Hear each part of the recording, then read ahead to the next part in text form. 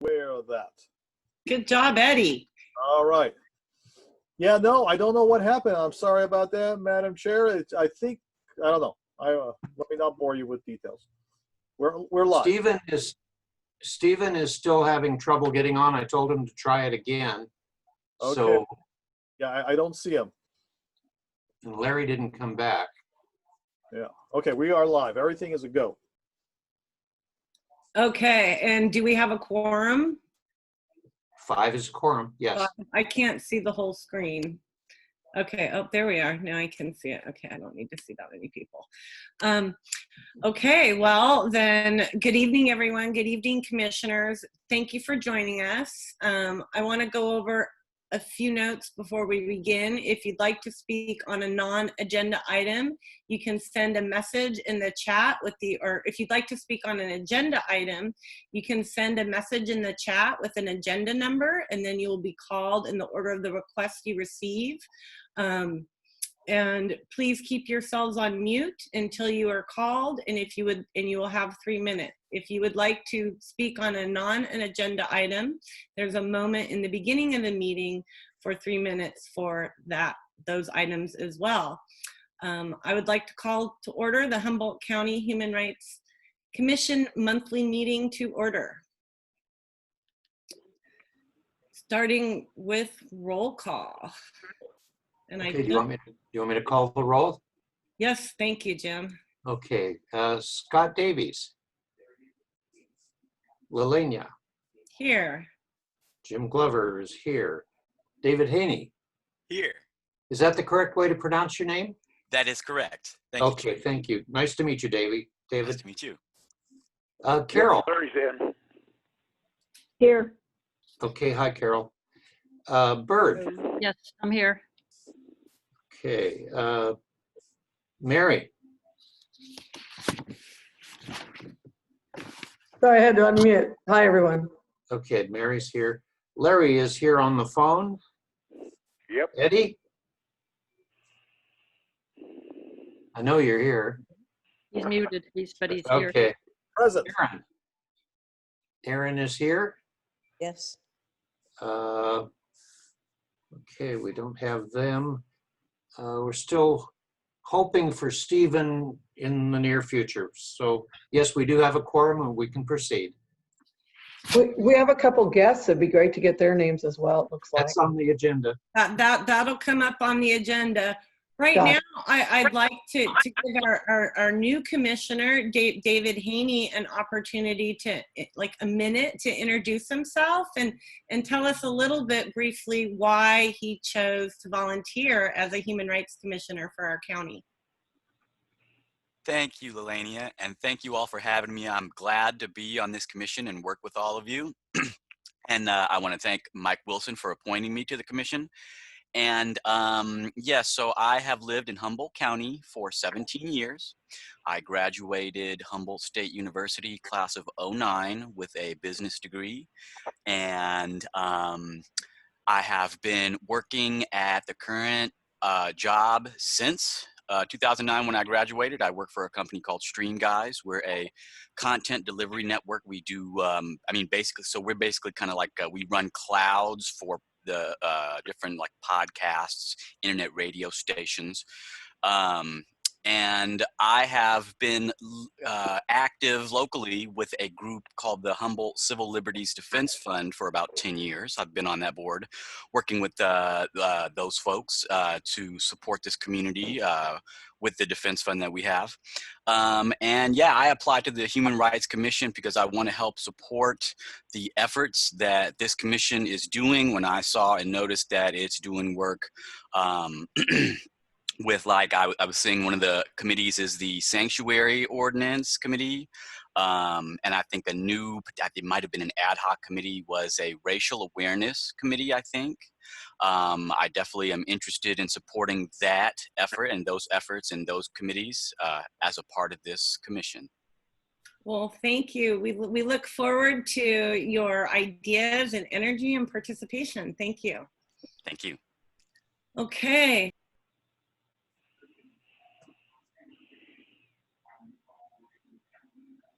Can't hear you. I'm sorry, Bird, thanks. Next on the agenda is the approval of last month's minutes, July 4th. Second. All those in favor? Wait. No. Discussion. Come on. Where's my reputation? I gave you a preview. What are you talking about? Well, I'm sorry. I didn't get it previewed when I should have, but I just wanted you to add something under Commissioner Communications under B, that you add after an extension closer to the expiration date of the present grant, because if you don't have that, it sounds like we're going to do it immediately. So you're saying ask for an extension closer to the expiration date of the present grant. of the present grant. Yes. Okay.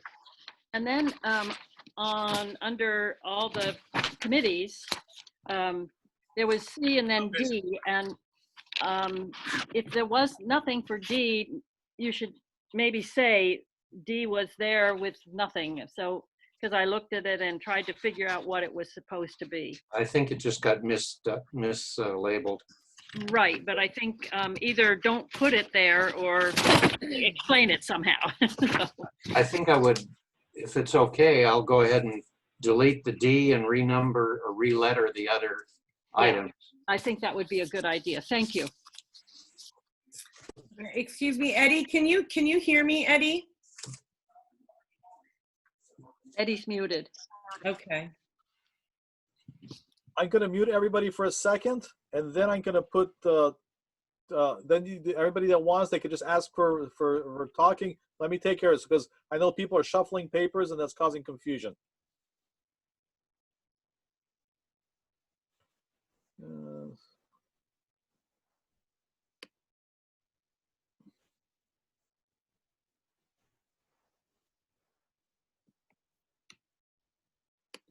And how do we, so now how do we move forward with everybody on mute? I just keep talking for a minute and move us You're through? good. You're good. You're good. Everybody else should be good now. Okay. So I think Jim was speaking. Can you unmute yourself, Jim? There you go. I'm not, I didn't have anything further to say. We're just waiting for a motion to approve. Okay, is there a motion to approve? I move to approve. Or I'll second it. Third. One at a time, because I've got to try to see who's saying what. Go ahead, Marianne. I move to approve. A second.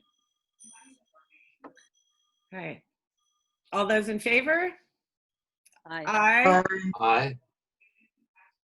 Any objections? We need to set a standard as to how we're going to take votes, because some people are saying aye and some people are raising their hand. Which way do you want it to be? Well, Jim, you have to record the vote. So what would be easiest for you to identify that? If you're going to raise your hand, I think that'd be best, but keep your hand in the air until I call a count, okay? Okay. But the people on the phone need to.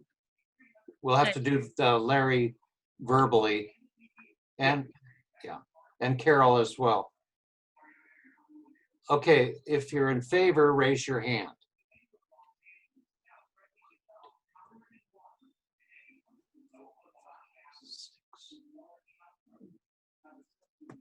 Carol?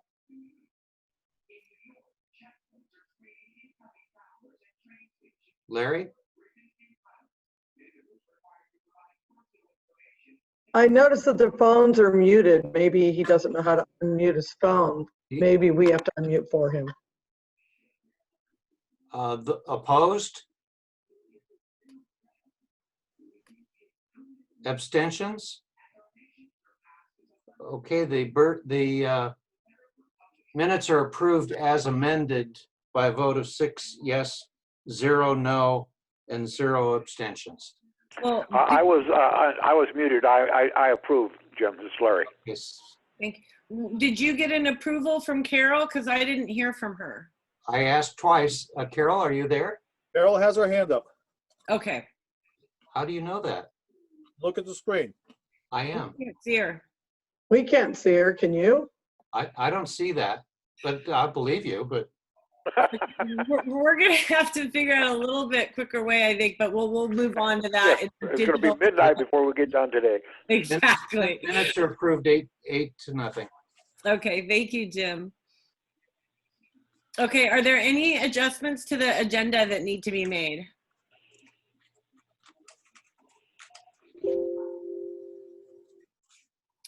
No? Okay.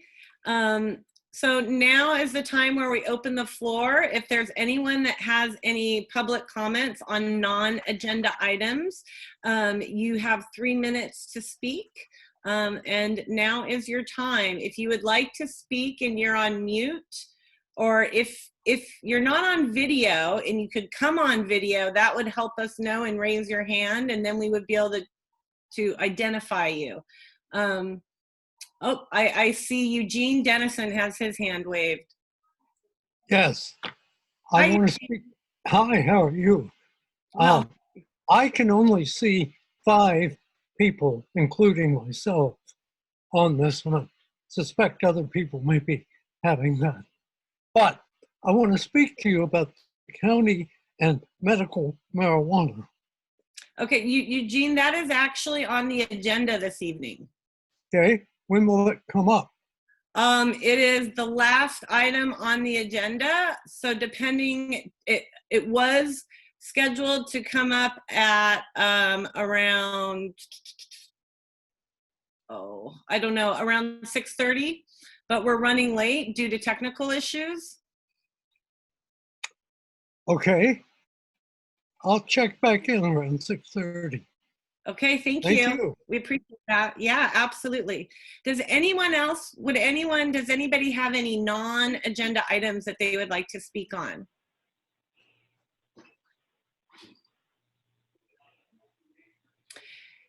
Eddie, can you see the Facebook comments? Are there any comments in Facebook in regards to non-agenda items? I am looking at the Facebook right now. And no, I'm not seeing anything. And if I do, I will comment on it right away. Okay, thank you. All right, then I guess we will move on.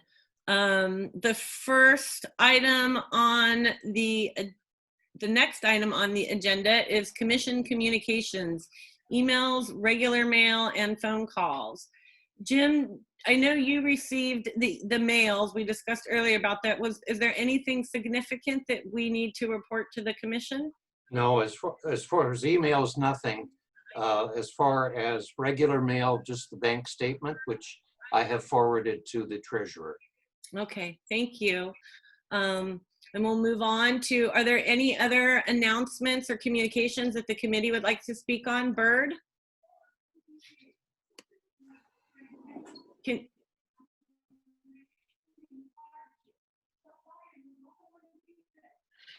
There, sorry. Thank you, that's okay. I didn't want you to hear my clock striking. LatinoNet, in cooperation with Centro de Pueblo, Humboldt County Office of Education, and the Health Department, is holding a town forum, which will be sometime toward the end of August or very early in September.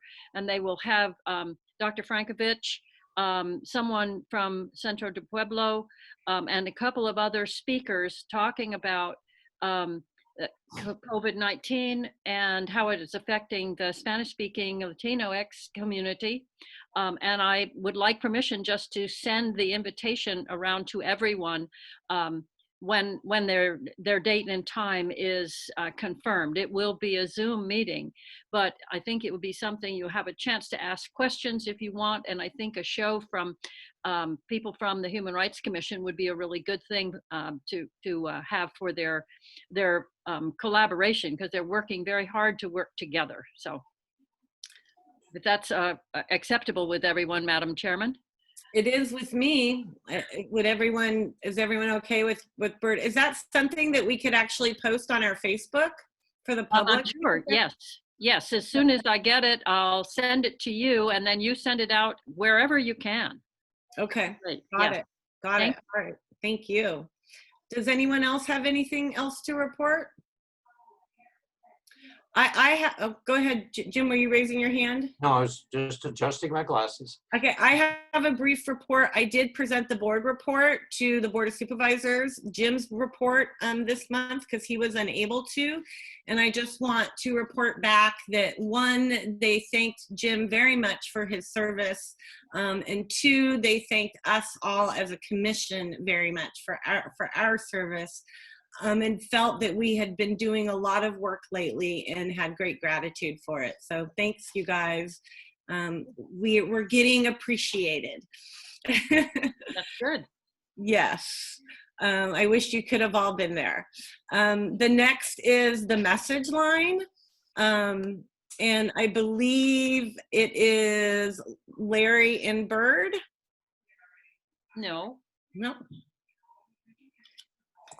Jim and I were trying to figure this out. So I took some calls this past week, but not in July. I thought I was June. I guess I sent in all my things. Oh dear. I thought I had already reported that, but I guess maybe I didn't. Larry helped me out. He dealt with the one thing that we really needed some work on, and he took care of that for me. So thank you, Larry. Yeah, no problem. I met with the chief of police, city of Arcata, over it, and I think it went well. And the young man that was filing the complaint did an excellent job of presenting his case, and it went very well. In fact, he was going to try to maybe join the commission if he could. So we'll see. But anyway, yeah, that was a good link. And I did have one call that probably went on for 4 or 5 minutes with someone who just had all kinds of complaints and kept saying, call me, but left no number. So I couldn't do anything about it. Jim? I think maybe we need to modify the message on the message line, because some people don't know that there's nobody looking at a caller ID. We're retrieving these phone calls from home, and so we don't get to see who's calling. And if they don't leave the number, we're at a standstill. I did record the last message. I'd be happy to revise that if you want. I think that's a really good idea. Bird? It would be very helpful if in that message you said, please leave your phone number speaking slowly and clearly, because we get I understand it. Sorry. Yeah, no, that's true. Yeah. Okay, I'll revise the message in the next few days. Thank you, Jim. Yeah, great, Jim. Larry, did you have anything to report back? I sent my I did, by hand, the old snail mail method. I recorded, I believe, 8 calls and sent them to Jim. We went through the, I had them down in terms of what the responses are that are noted on the website, and nothing really. I think some of us, we had a couple, at least 2 calls with no phone numbers and garbled last names. One was really important. He was alleging racial, some county employee posting racial slurs, but no last name, no phone number. Actually, I gave that to Jim to see if he could kind of trace it down, but he was unable to do so. But other than that, nothing really jumps out at me. Again, the information is noted on the site. So I did have one more, and that was for cards, and Jim took care of that for me. Thank you, Jim. Sure. Thank you, Jim. Okay, the next, go ahead, Jim. Sorry to, one thing I'd like to point out, whoever is doing the calls, right now it's Lelania, but try to make your entries on the form as they come in rather than letting them accumulate, because there's a date stamp on the form and that date stamp isn't going to be reflective of when we actually got the call. Oh, So just as a reminder. okay. All right, our next item is the treasurer's report. Mary? Oh, Jim? We need to pick your message line people for October. Oh, yes, thank you. Do we have 2 volunteers for October? Could I recommend that we talk a little bit what that involves, since we have a couple new members, just real shortly, maybe? Absolutely, that's a good idea. So for our new commissioner, and I think we just have one of them on right now. The message line is a number where people can call in and file complaints or ask for resource cards. We get an array of calls through it, and we dial in, and you call out, you return the call if you can, or meet the needs the best you can. Usually it's referring them to a resource. You know, sometimes you need to dive in a little bit more. You know, a call last month, I believe, is one of our agenda items now. So there's, you know, they're important. It's a big connection to us in the community, and we all volunteer to answer that for 2 weeks out of the month, and rotate that. And right now we have October 1st through 15th open and October 16th through the 31st. Jim, do you want to add anything? You do, yes. Well, yeah, the only thing I wanted to add is that, well, 2 things. One, we don't give legal advice, period. We give them lay people's advice and try to direct them. If it's a legal question, we try to direct them to the best possible outlet that can take care of that issue. What was the second thing? Confidentiality. Well, confidentiality is very important. We never, especially since we're doing this on Zoom, we don't use people's names at all, because we want to respect that. Oh, the other thing was that Larry and I were talking about this the other day, that right now there are a lot of people calling in, and there appears to be a common thread in that people are depressed, people are disturbed, and sometimes your call may be valuable if for no other reason that you help calm them down, that they like talking to somebody, and you may not be able to give them any resources at all except your time. So that's important. Well said, Jim. Yep. Very well said. So do we have some volunteers for October? Carol would like to volunteer for October 1st through 15th. Thank you, Carol. I'll volunteer for the second half. Thank you, Jim. And then should we do November as well right now? That's far enough ahead. Okay, fantastic. All right, well, let's move on to the treasurer's report. Muted. You're muted. I'm trying. Hi, everybody. So I'm excited to say that we finally have entered the 21st century. We have a debit card. I'll be picking up from Jim this week. I discovered that the problems I was having with online banking were because I was using the routing number of the paper checks, and it is a retired routing number that hasn't been in use for several years. So the bank helped me out with that. I had to go and have a meeting with them. I also, Jim, while I'm at it, I'll give it as of today, the account balance is $930.38. I do know there's a few outstanding things out there, a reimbursement to Eddie and to Jim, and to pay the Google suite. Also, I need to make sure that we write into the notes of the minutes today that moving forward, the new signatories on the account will be Eddie Morgan, Mary Ann Lyons Tinsley, James Glover, and Lelania Dubois. All other signatories will be removed from the account. And the reason it has to be written into the minutes is we have to show it to the bank. And then the bank will start all new signature cards, which they have to do every year because a lot of new banking rules are in place, as we found out last year. Other than that, as long as that's written into the minutes, I'm good to go.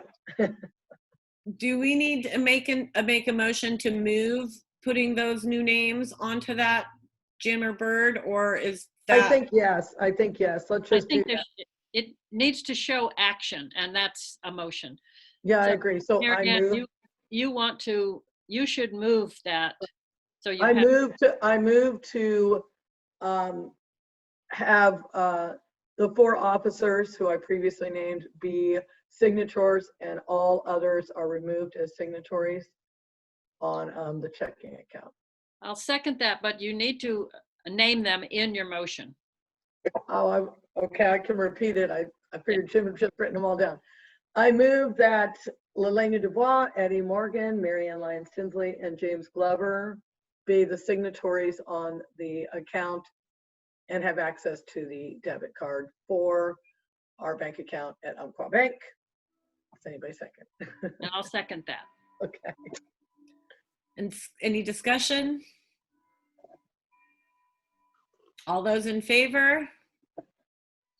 Raise your hand and keep it raised, please. Oh, 5, 6. If you're a member of the commission. If you're not, we want you to be. So You can apply. 3, 4, 5, 6, 7. Carol? And Larry? Yes. Okay, that's 8. Carol? Carol does. She must have stepped away. You know, she may be on, you know, there's 2 mutes. The one that they just came on and, you know, a little while ago and said, you know, your mute is *6,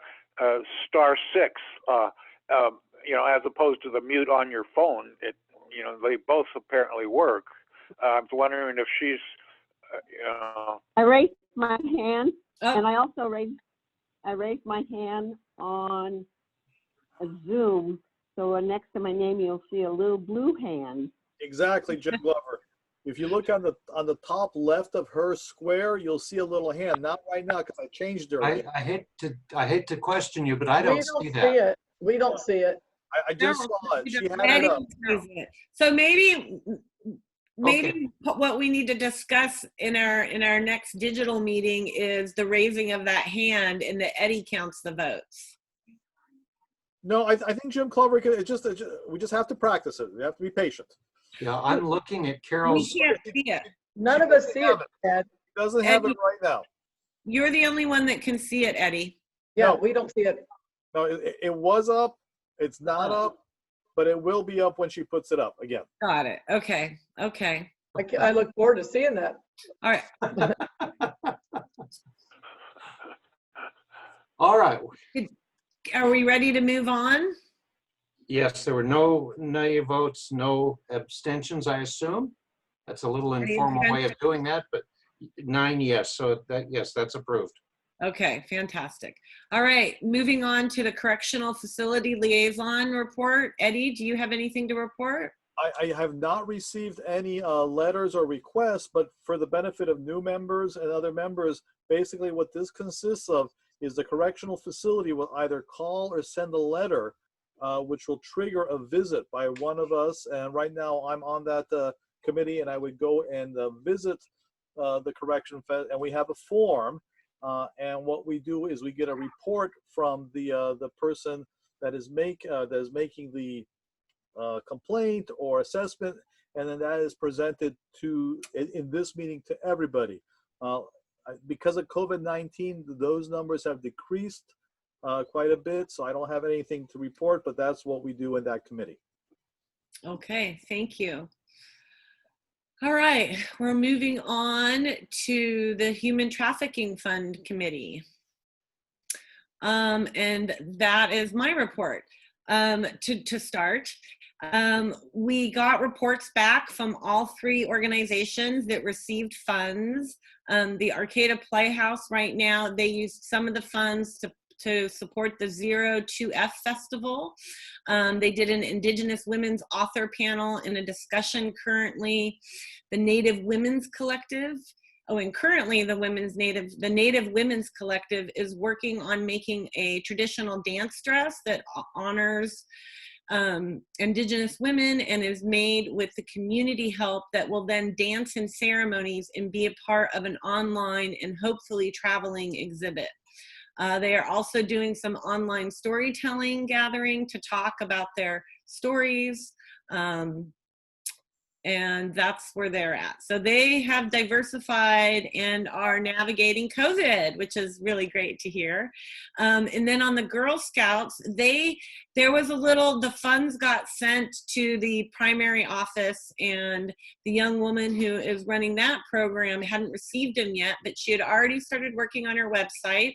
And she is right now working on creating in-person events or also diversifying to digital social media and starting outreach. She's also got some young ladies already involved in her Girl Scouts, and the School of Arcata is already discussing implementing some of her ideas, which, so she's been moving forward without the funds, which is great, and navigating COVID. And then EPI, they're doing our resource site online, where you can go online and get information, all sorts of information, from housing needs to, if you're really in crisis around the issue. So please go check that out. They're right now building that database so we can gather that information, which will help our county understand the problem more. And we got a advertisement. They got an advertisement on the back of a county bus that you'll see driving around right now. And as well, they just received their pamphlets that if you are a member of a small business or anything like that and have a place to hand out pamphlets, please reach out to Katrina. She is now getting ready to pass out those education pamphlets. We still have a balance in the fund of $5,935.85. And I would like to move and to appoint, I believe is the right word, Eddie now. I would like to step away as chair of that committee, which I greatly enjoyed and learned so much from, and ask Eddie to step in my place as chair of the Human Trafficking Committee. So with that said, I'd be happy to take that responsibility. I've worked diligently on creating, helping Tina with the web page and the future app. But I really would very much like a new member to take it over once we've accomplished certain things. And I would ask members of this committee to check out what Tina is doing on her web page and on the future app. As many eyes have different opinions, and we want a functional thing. And my experiences, if you have a diverse group of people that are looking at things, they might have different ideas. So just to think, oh, it's done, it's put on. And just to show what I'm talking about, and this is, I've shared the screen. Hopefully you guys can see. Can you guys see the anti-trafficking resource site? Yeah. Okay, so that's how it looks like. And what this means to you is that you would go here and you could, these are all different links to different things, and you should be able to link at them. And if there's a problem or something is not even working, I would expect this committee to be the first ones to bring that up to the table. So either Tina or maybe Tina with my help, we can fix that and move forward. The intent of this particular program is to help people get the resources they need. So somebody that is being affected or knows something about anti-trafficking can come here. They can see the link on the bus that Liliana talked about and click on this and go to there and get information, be an advocate, a committee member. Do you feel you're being trafficking? That's how this works. So play around with it. There are bugs in it because this is version 2.2. But if you guys participate, it makes the process better. That's all I have to say. Thank you, Eddie. It's pretty amazing. Marianne? Muted. Sorry, it's hard. I keep hitting the little red thing instead of the button up on top. So Eddie, is that live yet so that I could post and share that on my Facebook page or on or we could have it on our commission page? Because Yes, I would literally share that on my page. Yes, it is live. Yes. Okay. And do we have a link listed anywhere like on our Facebook page? It for is, Humboldt County yes. Commission? Yes. Okay, I'll scroll down and find it. Okay, great. Because I'd like to get that shared because I missed last month's meeting. And like I said, that's we need that input. If somebody says, if David said, hey, Eddie, I looked for it, I couldn't find it, or Tina, that's what we want, or maybe some of the newer faces that I see here that want to participate and have some, I don't know, it could be anything. But my experience is you have to vet things. And if you don't vet them, they don't become good products. Okay, and have we added it to the, have we requested to add it to the Humboldt County Social Services, the little folding cards that we give out? Have we asked to have that added to that yet? No, not yet. Yeah, because I think that would be a good link for us to have available so that it's out there in other ways for community members that are,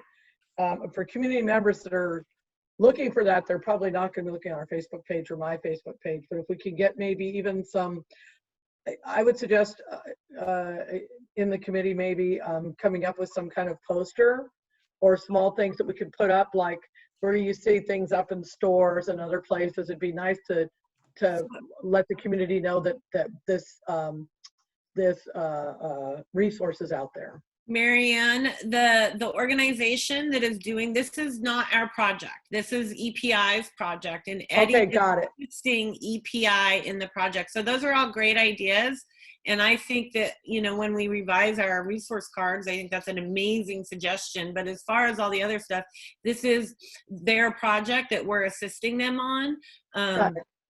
And they actually have pamphlets that they're handing out right now. So if you know any businesses that would like to have those, let's connect with Katrina. Well, I'm a teacher, so my school. Elena's 100% correct. This is it's their project.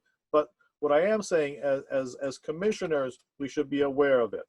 And if they need feedback, that's what you want to send to Katrina, and help her out with that. So yes, as commissioners, we should be aware of this. Great. All right, is there any more discussion on the Human Trafficking Committee? Oh, all right, let's move on to Sanctuary Ordinance Committee. Jim? I just want it mostly for David's information at this point. The first report that we just had on trafficking is a standing committee. And the second one we're about to talk about, the Sanctuary Committee, is also a standing committee. Those differ from some of our other ad hoc committees in that they are subject to the Brown Act, posting for public involvement. The other committees, the ad hoc committees, are not. So just a little background information for you on that. Thank you, Jim. I appreciate that. Sure. Erin's got her hand up. Erin? Yeah, Lillian, before we move off the Human Trafficking Committee, I must say that you did such a magnificent job. I am so impressed. You started something new, you established it, you got something done, you've raised awareness, you've actually funded people, and I just can't reach my little clapping hands. Yeah, big round of applause for you. Yes, we clap our hands. Thank you. Well, thank you. I appreciate that a lot, you guys. I appreciated getting to help make something better happen around that issue. And I think now it's really time for that program that Eddie's been working on with Katrina and for the fund to get mechanically really sound. And those are things that Eddie's really good at. And then through that, we'll find, you know, a new commissioner that would like to lead it. Yes, Bird. How about, did you say anything at the Board of Supervisors about this and about, I know there was a little something in the report about it, but the future of it, were there any questions? Did they ask about it or say anything about the future of this fund? No, it was in the report, and really all they had to say about it is their appreciation around the work that we've done around it and that we've accomplished what we have with it. Okay, thank you. Mm-hmm. Any more discussion?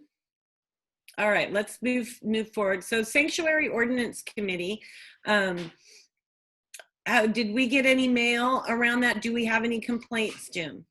No, we have not received any mail since the inception of this program.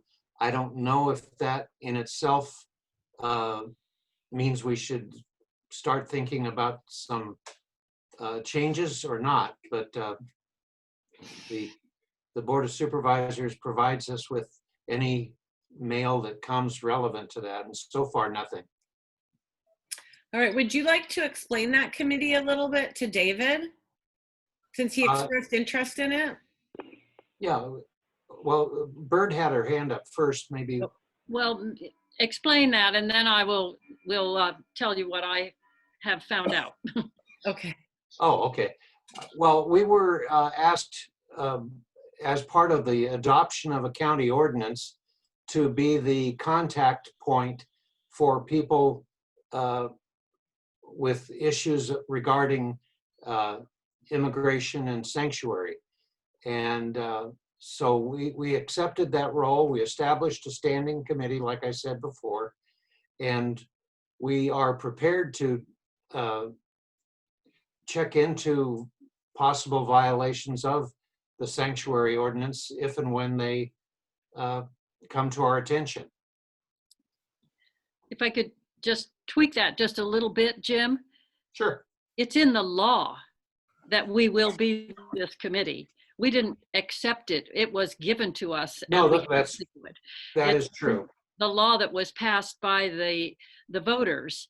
But I wanted to bring forward, I had a conversation with people from LatinoNet and Centro de Pueblo, and I asked about that. I said, we had not heard anything, and did that mean that everything was fine? And they said, they kind of said, well, yeah, nothing has happened that shouldn't happen, but the trust is not there because the sheriff and one of the Board of Supervisors have said things at public meetings that basically leave the Spanish-speaking community feeling that, yes, it's the letter of the law, but they don't like the law and they'd really like it changed if they could.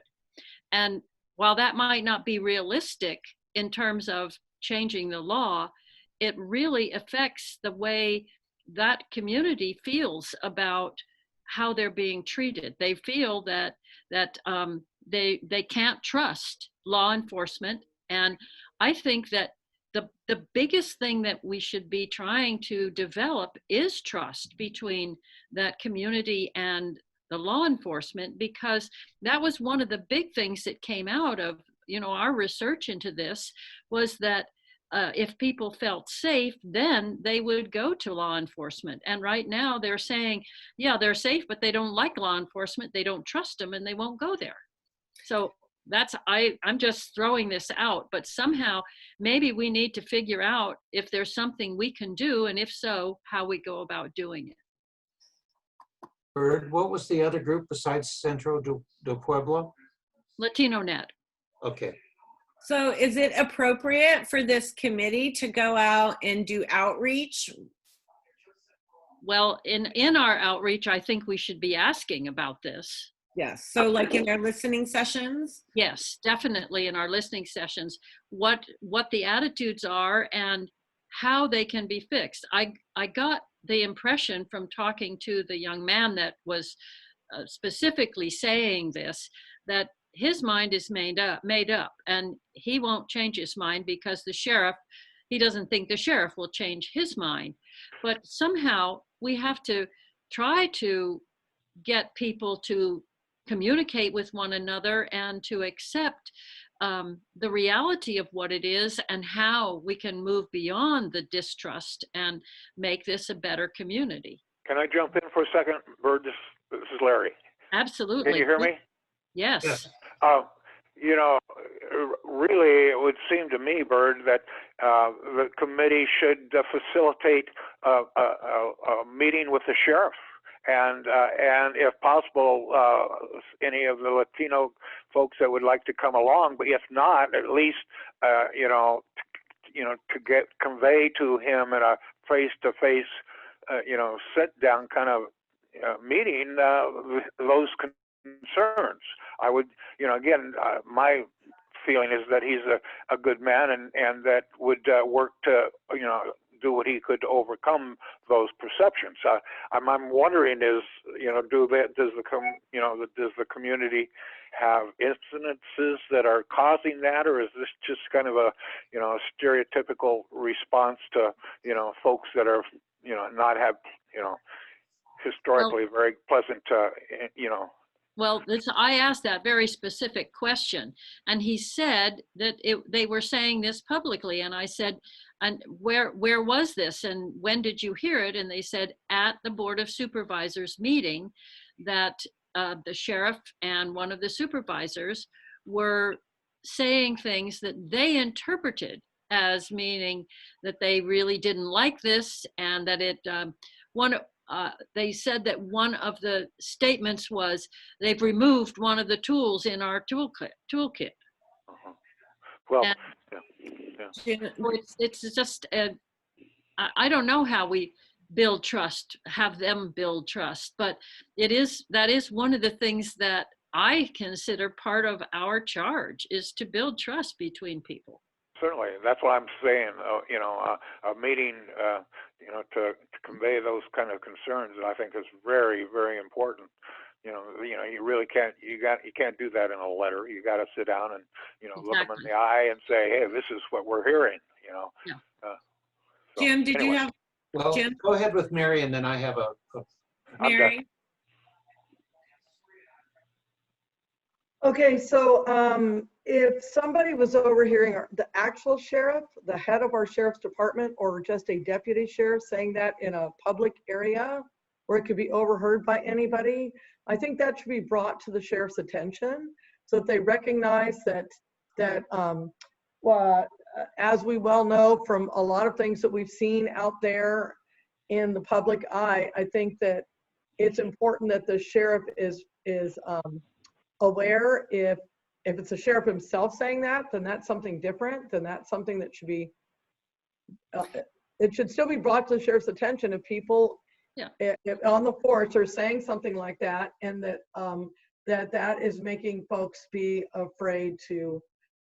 I think there does need to be a dialogue, and I think that we're well placed to do something like that. I don't know exactly what yet. All right, Jim? Well, as I understood it, this took place with the sheriff and a supervisor in a Board of Supervisors meeting. That's what I understood from them. Is there any way to get some sort of documentation from the folks that heard this so that we would have a little bit more to go on? We could watch the meeting if it was at the meeting and it was There you part of go. the meeting. That's right. We could watch the meeting. Do we know I'll which volunteer. Yeah, which meeting? Do I we don't know know which which meeting meeting. it was? I don't know. Can you find out, Bird? I can try. Okay.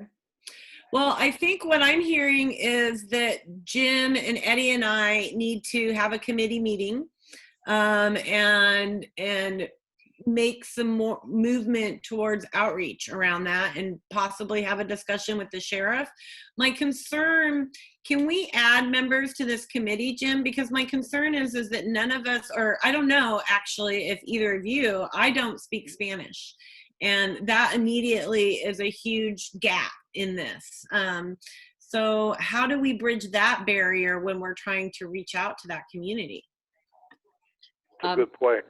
I can talk with people. They are providing interpreters for this town hall meeting that they're having. There will be interpreters, and LatinoNet is doing a good job of providing interpreters. So if we get someone from LatinoNet or Centro de Pueblo to be part of that meeting with the sheriff, I'm sure they would provide an interpreter for us. Y Liliana, tú sabes que yo sé hablar español, así que me puedo hacer entender con la gente que habla hispano. Of course. Fish for Oh, Spain. quit showing off, Eddie. Of course. Sí. Okay. Melania, could I, really quickly, is it possible for me to get on that committee? How do I go about getting on that committee? You Yeah. just did. You just did. Well, I would like to add David to that committee. I And second then, that. all right. Let's just double check and see how many members we have on the committee. We Yeah, you have can't have three. more than 4. Right now we have 3. It's myself, Eddie, and you, Jim. Or at least that's what my notes tell me. So that's okay because we're not exceeding the 4. No, so you can add David. That's good. Fantastic. Do we need to vote on that? I think so. Yes. All right. I'd like to move to add David to the Sanctuary Ordinance Committee. I second that. Probably, Lelena, you should have someone else make Oh, the motion, but I think Aaron wants to. yeah, Yes, I can't see everybody. Yes, Aaron's moving that we add David. well, has the committee been started at all? Yes. We have met before, yes. So I move that we add David to the committee. Okay. I'll and second. I second. Bird, second. Okay. Oh, let's try this again. All those in favor, raise your hand, please. This is Carol. I. Larry, I. 8. That's 8. Okay. 9. Should be 9. Oh, yeah. No, because David's not, you can vote, David, if you want. Oh, yeah, I will then.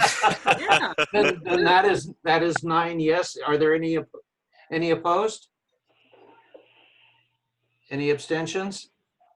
Okay, that's approved. Excellent. All right. Thank you. I like that. Thank you. All right, let's move forward. Now we're entering into the ad hoc committees on the agenda. And the first one on the list is the Humboldt Kindness Ad Hoc Committee. We are at 306 members online. Our viewers were up 11% last week. Our membership is down 0.1%. We've had about 163 active members in the past 28 days.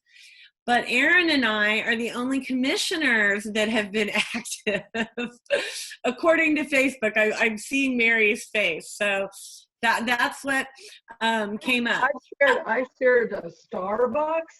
I've shared a bunch of different things. Starbucks has a kindness campaign going on. I've shared a lot of things, and Oh, right on, huh? Well, I have also shared Yeah. things on there, so it's not exactly. so it's reading not correctly. right. Okay. We'll have to figure that out a little better, I guess. As long as people are contributing, that's the I main thing. have to. I No, have to. people are contributing. I've spoke to Marianne about this, and what I would like to ask is I'd like to appoint, as I'm the chair of that committee, I'd like to appoint Marianne as chair of that committee because she's expressed interest and expresses a lot of kindness. Do we need to vote that in, Jim? Yep. I'll move that Mary be the new chair of that committee. Second. All those in favor? Raise your hand. Or chirp in, Carol and Larry. I for Larry. I. 9. Okay, it's 9 yes. Any opposed? we have room for one more as well because it's just Jim, Lelania, and myself. So if Aaron or someone else would like to So I I need think to think about. that's a good amount for that Yeah, committee. it's not, okay, good. But anybody who wants to express interest, let me know. That, I believe that's a committee where you could have members of the public as, you know, working with you. Oh, that's a good It's a idea. good goal, yeah. Well, you could reach out and ask some folks if they'd like to be moderators of the group. I love it. We'll talk more about it. And Yeah. it's contagious diffusion expansion. It's growing. Yeah. All right. Well, thank you, everyone. Let's move on to the next ad hoc committee agenda item is the Racism Cultural Awareness Ad Hoc Committee. We recently, Tony has determined that he's unable to put the time in, even though he appreciated being a part of this. And so that committee's kind of been in limbo, I guess would be the word. But Carol, that you're a part of this committee, correct?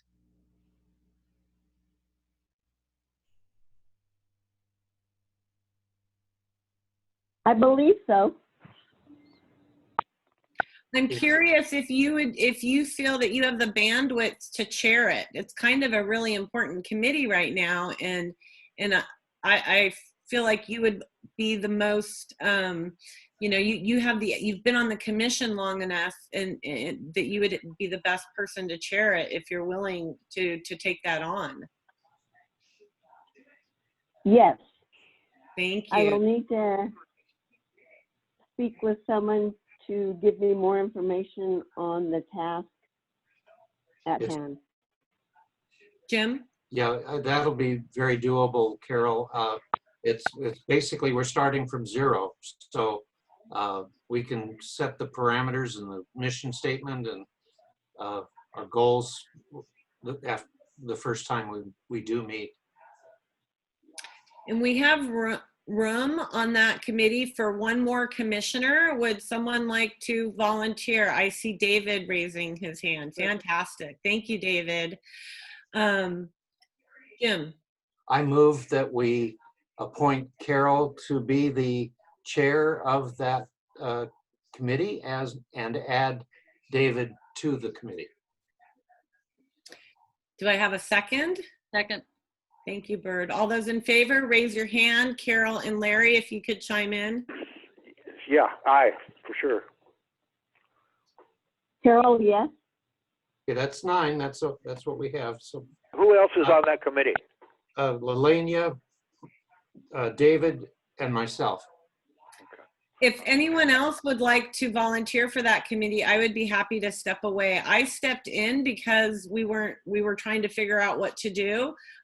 So I would be happy to step back from that if anyone else would like to participate. Larry? Well, I was just thinking, we have a vacancy in that district. But again, it's sure nice to have, you know, a Native American or, you know, as well as Carol involved in that. I would certainly volunteer in the interim, but it would be more than, you know, happy to step aside if we could get someone, you know. Actually, I taught school on the Navajo reservation back in 1970, so Well, I feel I like have a little bit of empathy for them, but again, I think that it's real important that we get, you know, folks involved, maybe on an outreach kind of basis. I agree with you 100%, Larry, but unfortunately we don't have that level of involvement on the commission yet.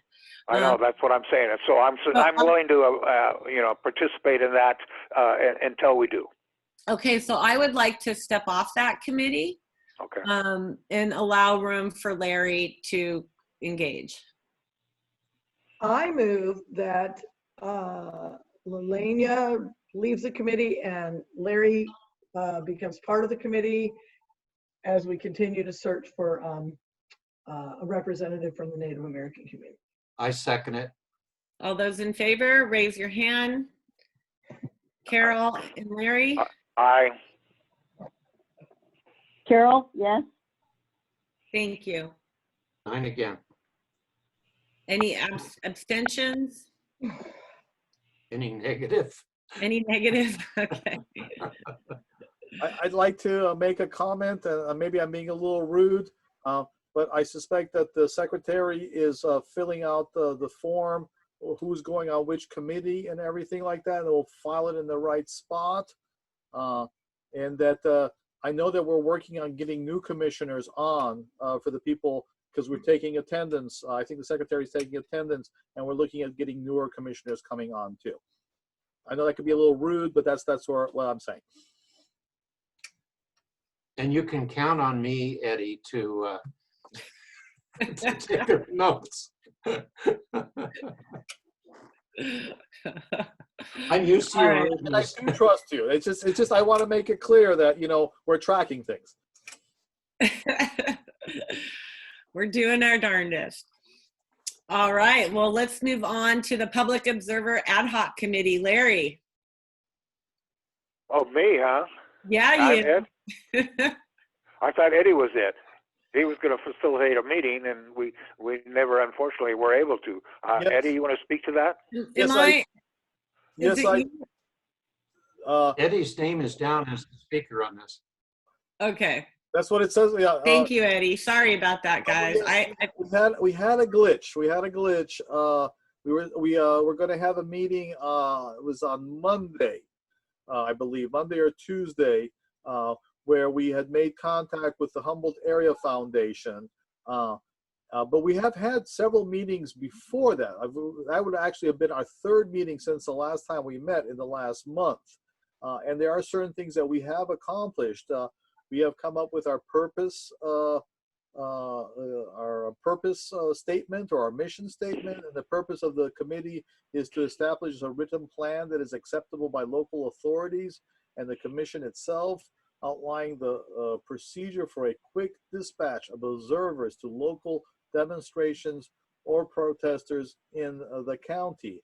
And then I want to thank Bird for the tremendous amount of work she's done putting together the different plans that we have. So ultimately, the objective is to have a binder and a ready group, which would have some training and that would be accepted by the sheriff would be aware. So if you look here on the side, if you guys see the picture of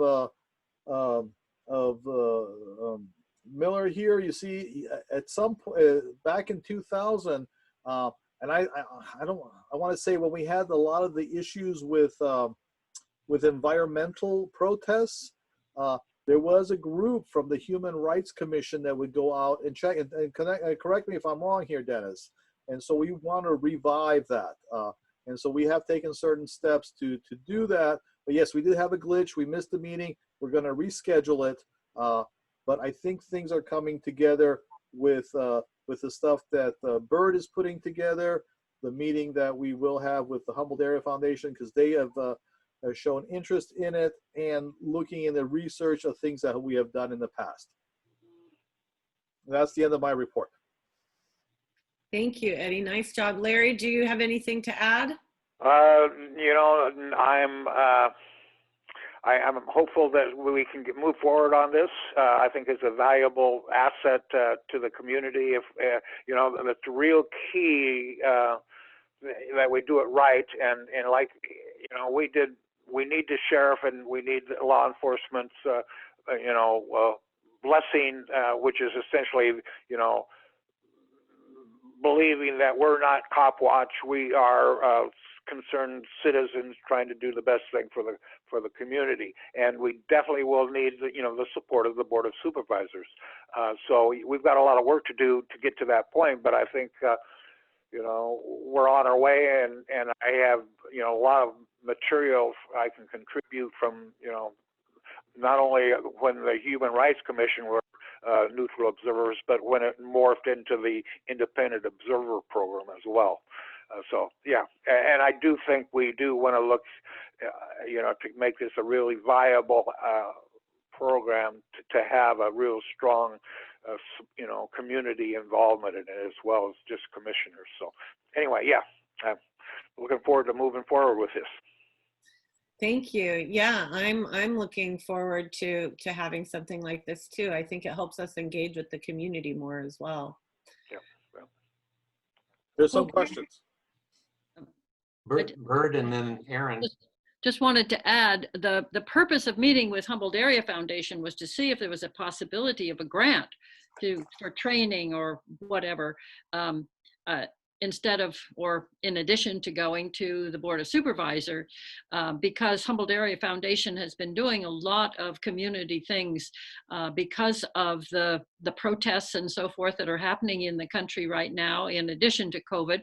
And we thought that that might be a good place to start with, trying to get some support, community support for it. So that was why we were having that meeting. And we, if just that fact presented to the board would go a long way, and in gaining their support, knowing that we're trying to look out into the community for resources as well as depending on them. So yeah, yes. yeah. Is that meeting still pending? Yes. Yes. Any idea, Eddie, when do you think we can get that together? I'm going to work on it again tomorrow, and I'll be shooting out some emails and see if we can get something for next week. Okay. Well, they sent out the 2 dates that they were available. Okay, I have not got that, so I'm happy you said that, because I'm gonna double check that. So we'll make it one of those dates. Got that a couple days ago. Okay. Yeah. All right. Yeah. No. I'm haven't been on the ball on that one. I'll double check. David, you have a question? Aaron was first, and if I could go after Aaron. Thank you. Eddie, I just wanted to check that you got those brochures on how to, that I sent to you, the materials. You asked me to get the materials on rules. And also in there, the National Lawyers Guild, I think, has their own instruction booklet. And I believe they also do training. That is correct. And I did receive all the stuff you that you gave me, and I did file it. It will be, that was one of the things we're going to go over in the meeting. So yes, I got those I actually got. So I need to double check about the email that Bird was talking about. Thank you again, David. Okay. No, thank you, Aaron. I wanted to quickly ask, is it possible to get on that committee? Or is there any open spots?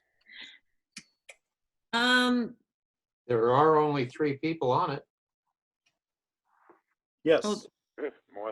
I'd love to get on that committee, and I say that because the Humboldt Civil Liberties Defense Fund that I'm with, we're literally also right now doing this same thing and getting fair witness jackets made and getting the training laid out for people. And so there's a group in the community that's going to be willing to support this effort that the Human Rights Commission is doing. So it sounds like efforts are aligning, and I'd love to be a part of that committee for the commission. Jim? I would like to nominate David to be part of this committee. Second. Hey, Yahoo! Yeah. Don't wear yourself out, David. All those in favor? Carol, Larry? Yep, for sure. Yes. Okay, 9. Any opposed? Any abstentions? Okay. Just in case there's a gremlin somewhere around. No, and I need to learn. It helps me learn too, Jim, and get into the proper practice. So I appreciate it. All right, now we can move on to the next item, which is the Digital Accessibility Ad Hoc Committee. Eddie. So we've done the meetings. There's several on them, and again, I have to give kudos to Bird for putting together the different things that she has put together. Here, give me a second. I'm all about the visual stuff. That's the kind of guy I am. We do have a mission statement for that that we're going to put forward. Give me a second. I do too many things at the same time. Boom. It's in the agenda. Yes, it is. Oh, okay, good. I'm sorry. And I think the bottom line here for people to know is we got our mission statement, which is in the agenda, and we're looking at the roadmap. And right now, where we're at is we have two different. And Bird, feel free to step in because I know you've done a lot of work in it. We have two different, and Lelena, I know you've been in the meetings too. We've had two different tasks. One of them is how do we broadcast to the greater committee, and one of the things that came out that we were going to create another committee. And then the other one is how we're going to advertise what we're doing internally so we get more people involved. But the objective of the digital committee or digital accessibility is to make sure that we strongly believe as a group that digital information is more accessible to a certain degree than actually going to different meetings, especially for people from Humboldt County, from the southern part of Humboldt County, like Garberville or rural areas, driving there. So we're trying to put things on the site like we're doing right now, even after COVID exists. That's one of our objectives. Liliana, you were going to say something? Oh, I think we also wanted to get approval, right? Yes, we do, From yeah. the commission. Okay. Yeah. So this is our mission statement.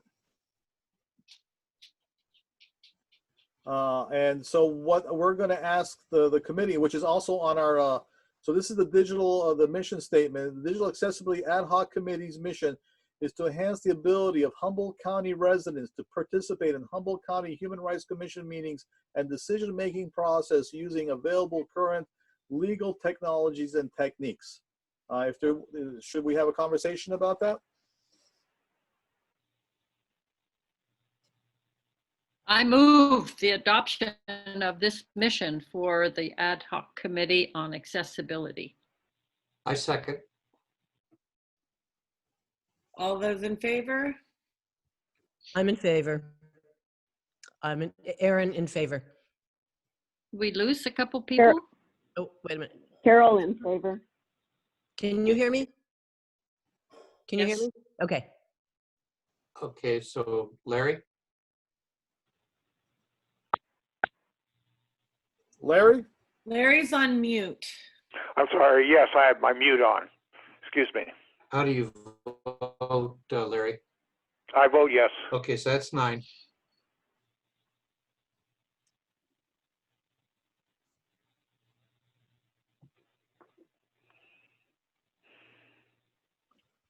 All right. Any I'm forgetting the word, Jim. Any further? It's approved. So that's Okay. the only thing I wanted to add, unless Eddie had more. Do you have more, Ed? Oh, go ahead. Go ahead. Eddie's prison. Well, my assignment was to, and actually it wasn't just my assignment, but I have a hunch I know who looked and who didn't. The Humboldt County web page for the Human Rights Commission needs to be updated. I shared with Bird my comments on what I thought were necessary, knowing that they will allow us only a limited amount of tinkering with their layout. And I've given that to Bird, and probably the next time we meet, we should plan to go over that. But it needs to include at least 3 things. One is the ongoing instructions for how to access a Zoom meeting. 2, a link for the human trafficking standing committee so that they can access the information we were talking about earlier. And 3, a similar one for the sanctuary committee so that people have another way to reach us and take care of business. Yeah. So if you guys want to take a look at it sometime before we meet, that would be helpful. But I've given a pretty thorough list of suggestions to Bird for consideration. I'd also like to mention, Eddie just touched on this, but we sort of just divided this into two types of communication. One is what I called internal, which is within the commission, how we communicate with one another and how we send information back and forth and all of that kind of thing. And the other is how we communicate with the community, including any other group out there and the Board of Supervisors. So that was why Eddie said we might need a second committee to divide those two things. Right now, I think we're still okay, Eddie, but maybe next month we might come with and ask for two committees, a second committee. No, I agree with that. Yeah. And what about the listening session and getting that going in the panel discussion that we talked about? That's the part of the second committee. That's exactly what the second committee would be, the listening commission. That's what we agreed on. That's that external communication. Got it. Got it. Okay. Shall we move on? Any more discussion? All right. Well, now we dive into unfinished business. And Jim, you're first on the agenda with the bylaw amendment ratification. Okay, everybody, well, I don't know if David has had a chance to see the bylaw amendment that was proposed. It was sent out with the agenda packet. I think I did. Okay. It's basically about meetings, and the reason behind it is because of the use of Zoom meetings. We don't know how long that's going to continue, but we thought we'd better get as legal as we can for as long as this type of meeting is required.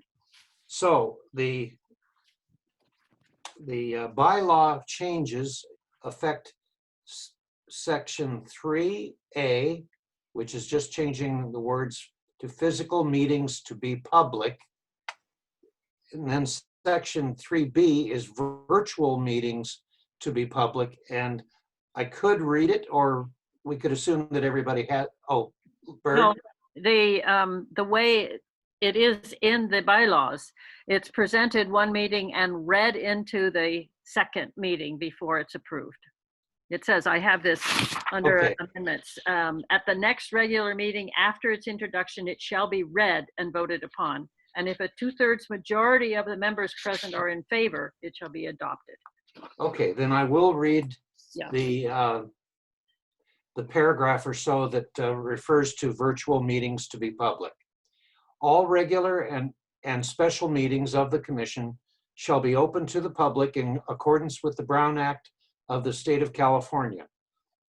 Commissioner participation in regular and special meetings of the Commission as permitted by law may be by electronic process, such as video conferencing or teleconferencing, provided all members of the Commission and the public can see and hear one another. In order to meet a quorum of commissioners, 5, must be present within the county, as noted in the posted agenda at the courthouse and on the webpage of the Commission on the county website.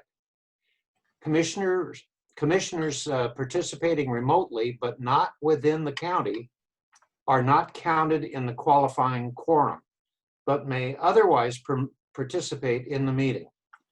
Business in virtual meetings will be conducted in the same manner that meetings conducted in person are, including the same notice and quorum requirements as above.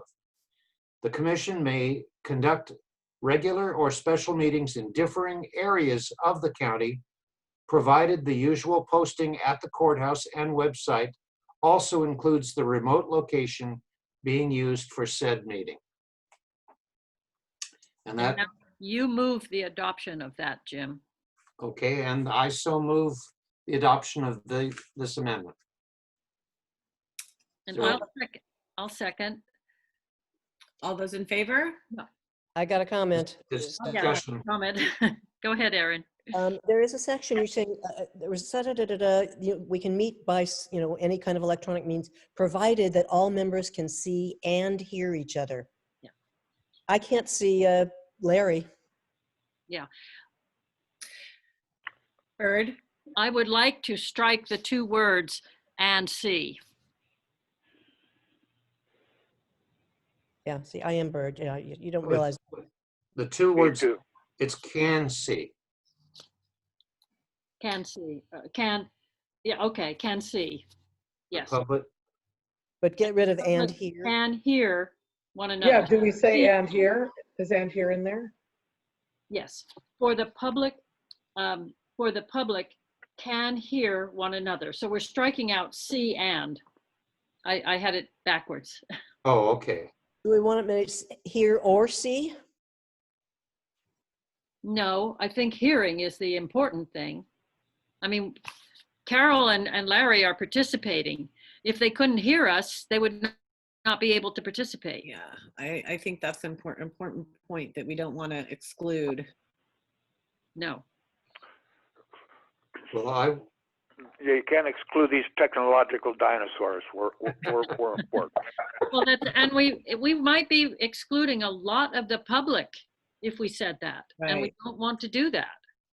Especially if we're looking at bandwidth and things like that. You know, certain places, they might even have all the right equipment, but the bandwidth might not allow it. So I Right. think hearing is important.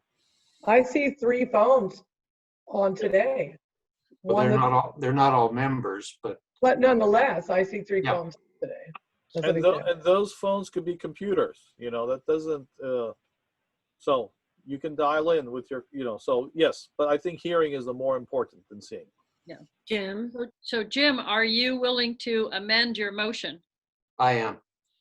And I agree with the second. So it's just as I read it, except we have where it says, and the public can, we will strike the words see and then resume with hear one another. It's good. All right, all those in favor? Aye, for Larry. I for Carol. Okay. Somebody didn't. Marianne, Mary. Okay, 9 yes. Any negative? Any no's? Any abstentions? You can put your hand down, Eddie. Okay, let's move on to the next agenda item, which is the election of the new secretary.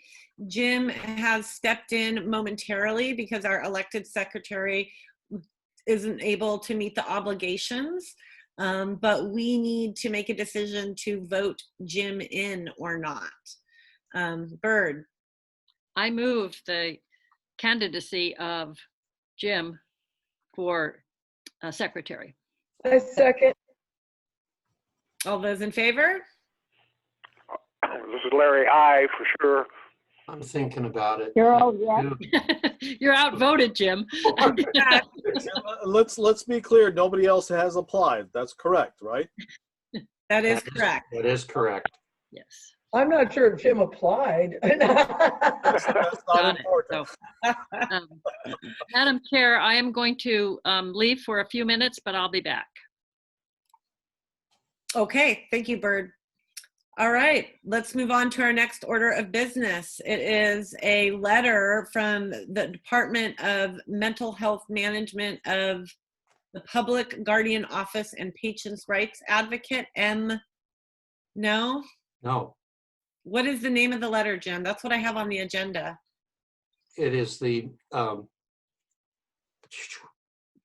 Mental Health Services Act renewal is what the letter is about.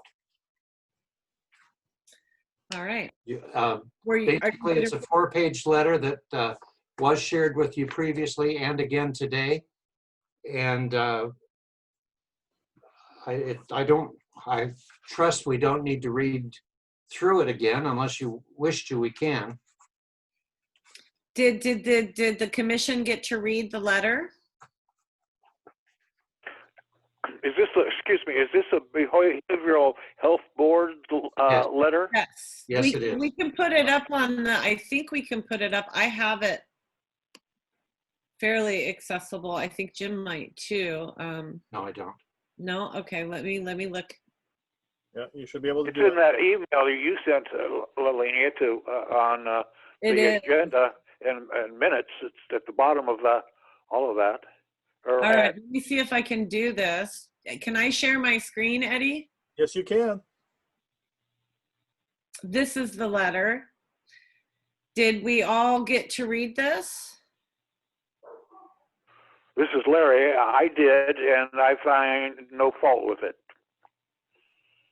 Was this the letter that Stephen was reacting about? Correct. Okay. Well, we don't have it. Does anyone else have the information that Stephen had? No, we have this letter that we were asked to support. And then we received another letter that was just showing other agencies supporting. But there's apparently some reason that Stephen thought we should not support these people. And I'm wondering if anyone else knows what his point was. No, I do not. I didn't get any emails with him from that said that. Wow.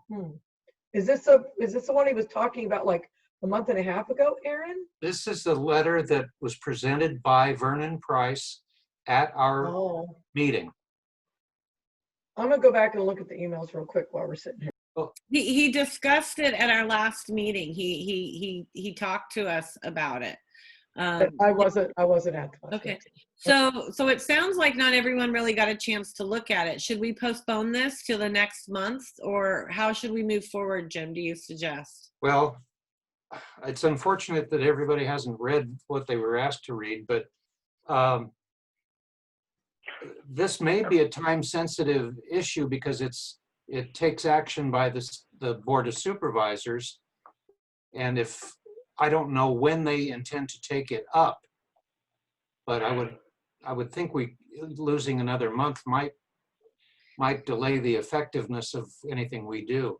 Excuse me, John, can any of the commissioners that have reviewed it come up with any kind of problems or issues with it? No, well, one has, but he's not present this evening. Well, Jim, you read it. What did I read it. I'm ready to move to approve it, but so I don't have any hesitation with it at all. Well, I wonder what Stephen was. I can't remember. I remember him having a problem with it, but I don't remember what it was about specifically. Well, Stephen's a mental health worker. That's what he does for a living. So I'm real curious what it was that I he didn't had realize problems that. with. If that's the case, Yeah, too, that's what he does for a living. He's a counselor. I mean, he does that for a living. He's a Is it possible, since Stephen isn't able to speak on this, Jim, and I don't know if this is that important, but could we put this off and call a short special meeting next week after everyone's gotten to have a good read of it, and then come back to determine whether we approve it or not?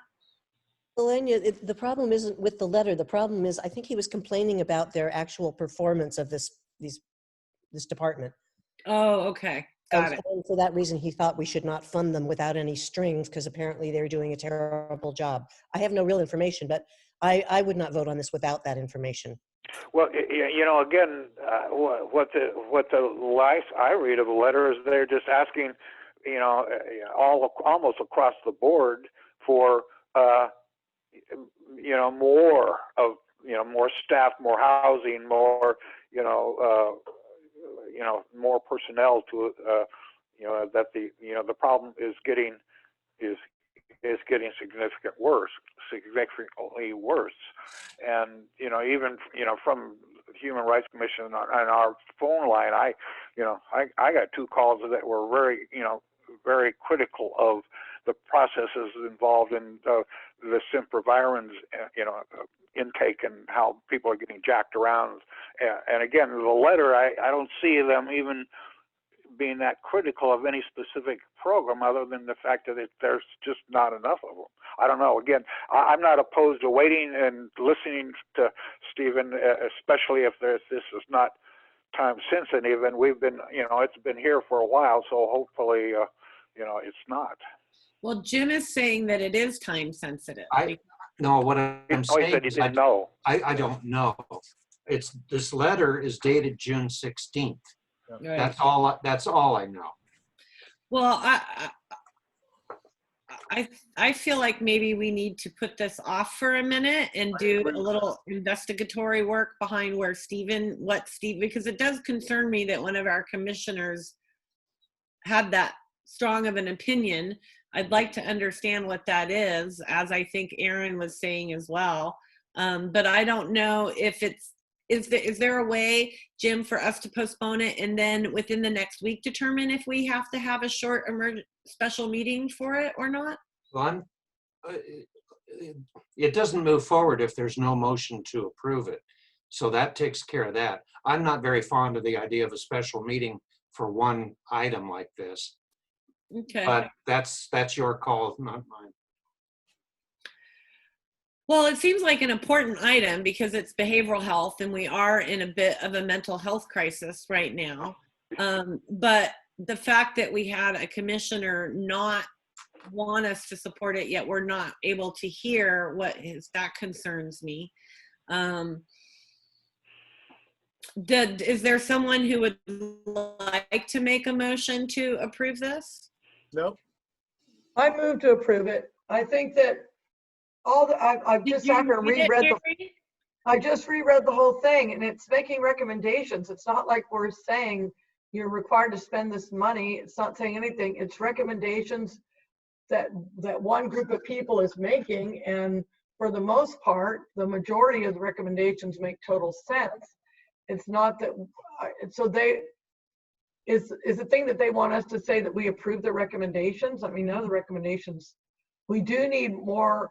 We do need all the infrastructure they're talking about. Scroll back up, Eddie. We do need the different things they're talking about. We do need more public involvement. We do need more access. We do need, it's not like, that's why I don't know what it was that Eddie was not happy about. Does he not like the organization, or did he not like the recommendations? We don't know. And it was Stephen. We don't know. I mean, Stephen, I'm sorry. Eddie, sorry. We don't know. Because they all, I mean, the Hope Center does need more help. The non-traditional help, I mean, it all needs housing. It's just saying what they believe, and it's what their recommendations are.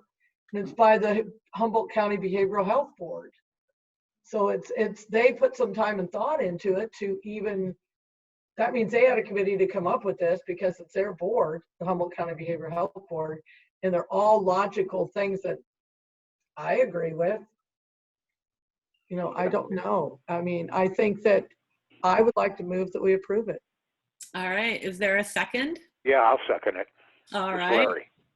And all those in favor?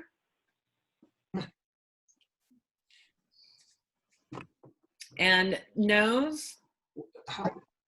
Wait a minute, I couldn't see how many people. Sorry, Jim. Stop sharing. Yeah, you have to close the, yeah. Too I small. can't see everybody. So stop You've gotta- sharing stop sharing the document. Okay. Now I got to figure out. Okay. There we go. Right. All right. All those in favor? Aye for Larry. Carol? I do have a question. Before you call for the vote, normally you ask for discussion. And I know we had the discussion prior to. Yeah, you did. My comment is, if you read the last paragraph, it is for the recommendation. Therefore, based on the last paragraph, I support with an yes. That's all I was, that's all I was saying. It's just a recommendation. They're just, they put time and thought into meeting a bunch of times to come up with that. So that's the reason. All right. Let's get our hands up again. So Jim, now he knows that Larry and Carol are yes. How many in the videos are yes? There are 2 that I can see voting yes, 2 on the phone voting yes, that's 4. And then noes? And abstain.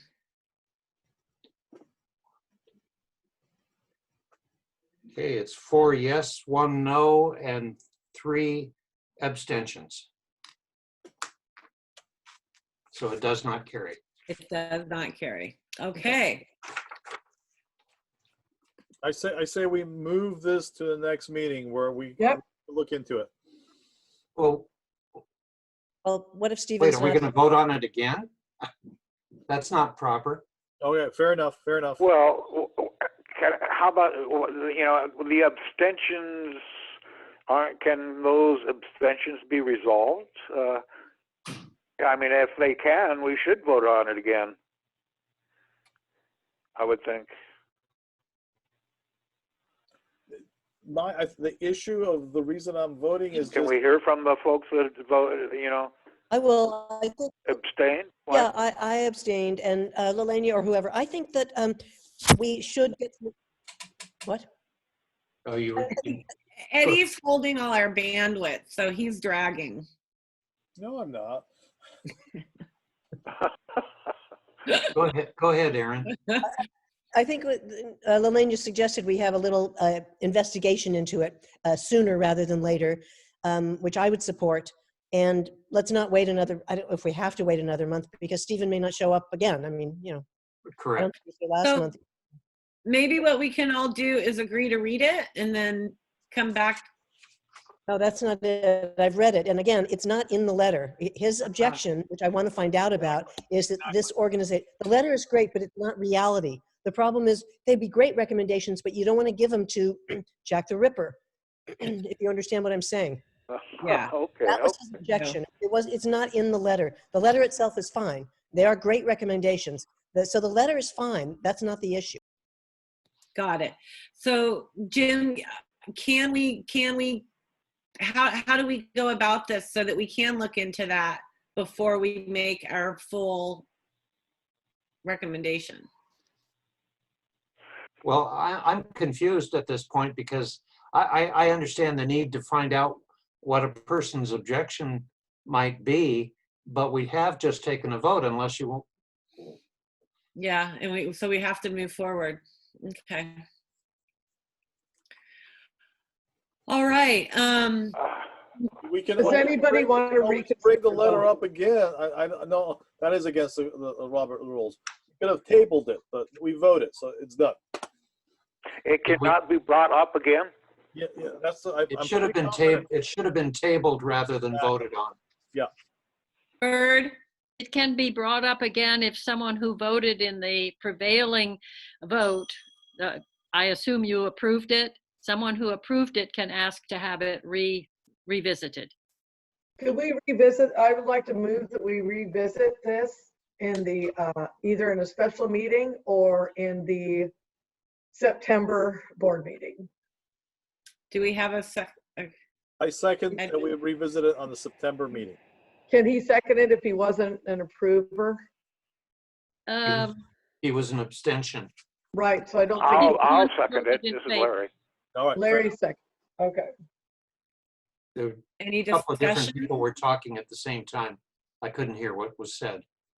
Larry seconded the motion. I thought Eddie did. Oh, because he couldn't. I wasn't good enough. I had abstained. Okay. Okay. We have to vote on it, right? Yes. Yep. All those in favor? Yes, for Larry. Yes, for Carol.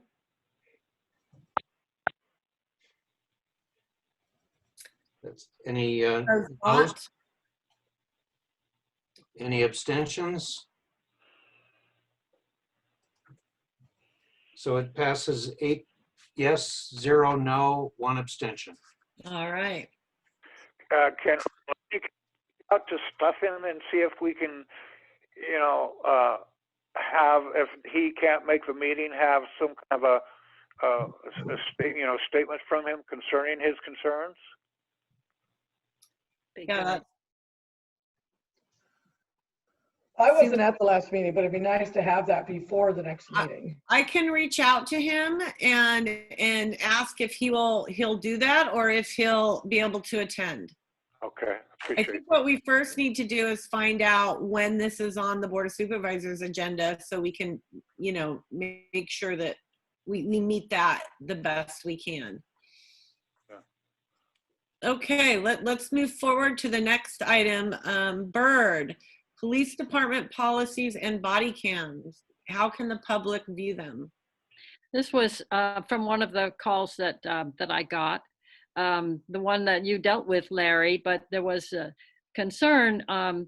Are there body cams and how can people see them? How are they made public? And I remember a year or more ago when Maggie Fleming came to one of our meetings and talked about body cams and how they were going to be made public and so forth. But perhaps we need to do something in terms of finding out exactly how people can find out what they show, and maybe publicize that. It's again, that's part of our external communication with the community, but we would need to do some research into that and finding out, you know, how to go about doing it.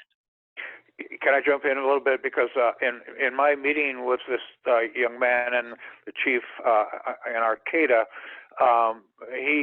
this body cam and the video footage that was taken, it was an issue, and actually it was my feeling that the chief was very supportive of the use of body cams, and in the particular incident was going to give this gentleman access to the footage that was taken at that incident. So anyway, I wanted to throw that out there for you.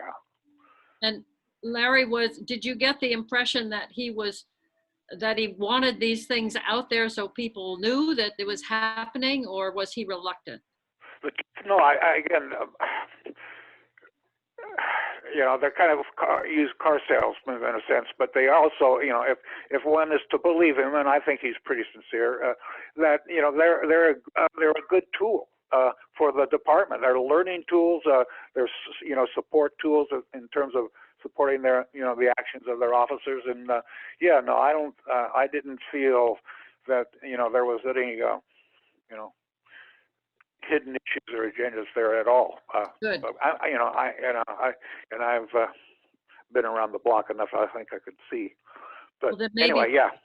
Maybe we need to find out if there is a process that they have for requesting these, and that would be easy enough to publicize. Yes, and I think, but I think that would go. It'll be department to department. Okay. They would all have different probably certain different procedures and policies. I would be surprised. There may be some overriding state things. I don't know, but you're right. That would be a good thing. And my other thought was that Humboldt access. I wonder what Sean would. That's those would be I think important issues in his arena as well. Uh-huh. If he would be a support or provide some kind of an input to us about that. Sounds so good. Anyway, yeah. Anyway, I just wanted to throw it out. I don't think we have any action to take tonight, but I wanted it. I wanted people thinking about it. Yeah. Oh. David? I wanted to thank Bird and Larry both. Thank you both so much. If I could just take a quick minute to kind of chime in on conversations with people in the community that I've had concerning body cams. It's really interesting when you look at body cams. If we're gonna kind of just like have this thought in our mind, body cams as a reformist kind of a idea versus an abolitionist idea, because we have to keep in mind that policing in this country started as slave catching and only evolved so much since. Technology has evolved a great deal, which, like we're saying, talking now, body cams cost money. That's more money into police departments for body cams that serve as a bit of a Band-Aid, right? When the real goal is you want to get, when you're teaching your child to ride a bike, you teach them how to ride the bike so that way they don't fall and get scrapes and need Band-Aids all the time. Accidents happen, but you want to teach them how to ride the bike properly. And so with body cams, I think it's important to keep that in mind. Separately, on the actual point of implementation and public accessing body cams, there's been discussions about sergeants or police that are in precincts having, you know, basically monitoring the body cams in the precincts real time, so that way they can provide support to the officers in the streets and taking care of crises and situations, and be able to identify what's going right, what's going wrong. And another point that's important is how accessible do we want this information real time to the community? If we're talking about like Access Humboldt, is there going to be like channels with real time access to view these body cams? Does that put potentially separate from police officers potentially being in more danger? Does that put any civilians in more danger? These are just considerations that I think need to be thought about as well if we're going to keep this issue of body cams in the forefront of our minds. And I thank everyone for taking this time to listen. Thank you. Thank you, David. Oh, I really appreciate what you've said, David, and I believe there really are pros and cons about this.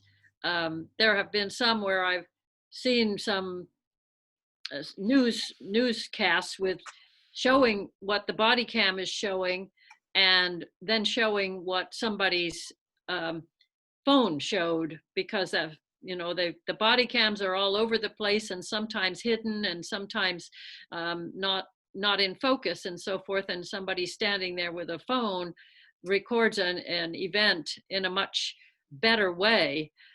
So sometimes I think people have the idea that a body cam is going to show them exactly what happened, and it may not.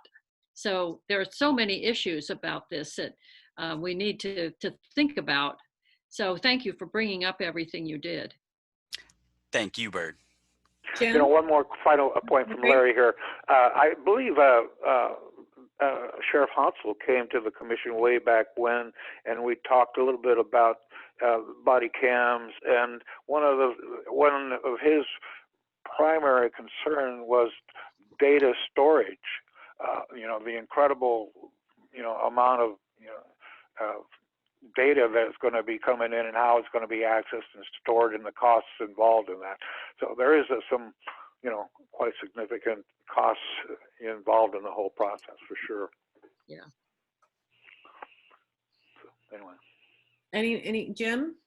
Yeah, I don't know if Eddie will remember this, but several years ago there was a grand jury report on the subject of body cams, as well as 911 call centers and things of that nature. And the one thing we learned was that there is no uniformity from one police department to another as to the process, the type of camera, the capabilities of the camera.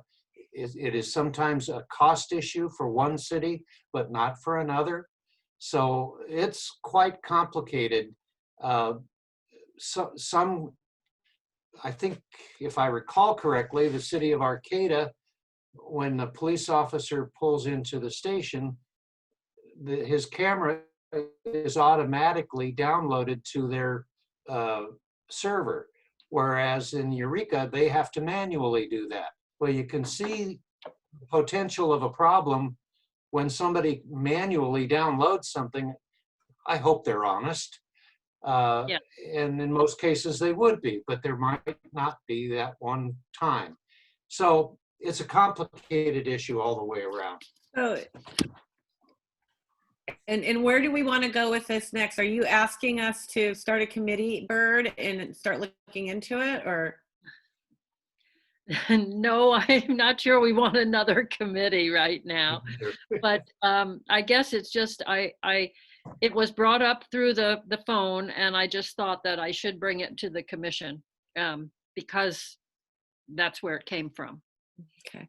So what I would suggest, Lelania, can I say something real quick? So I totally, Jim totally was right about the civil grand jury report that we looked into. and also being having been in the military and seeing a lot of different videos in different parts of the world, it all gets down to procedure. I feel as a community member, what we could do is make recommendations of how that procedure would look at, and then maybe look at the procedure. That would be, in my mind, success, and have a process. Because I think if we have a process, then there's a feeling of fairness, and then you can improve on the process. So I know we don't want to do another committee, but I do think it's a very important matter, and I think it's something that is going to have an effect in the future. So I think we should stay on this one. Perhaps if there's someone who has the time and is interested, someone would be willing to do some research into this and bring it back to the committee with perhaps some recommendation. I did not do that. I just had it put on the agenda. Jim? The reason I mentioned the grand jury, those reports are still online for everybody to look at. So I can't remember the exact year that was the subject matter, but they're listed on the Humboldt County website in descending order. And you could at least learn what the grand jury learned that particular year. It wasn't that long ago. So I have two recommendations. Eddie? I have a recommendation. We may write a letter to the civil grand jury recommending that they look into that topic again. That would be something that would take half a paragraph and see what came out of it. They do have their processes.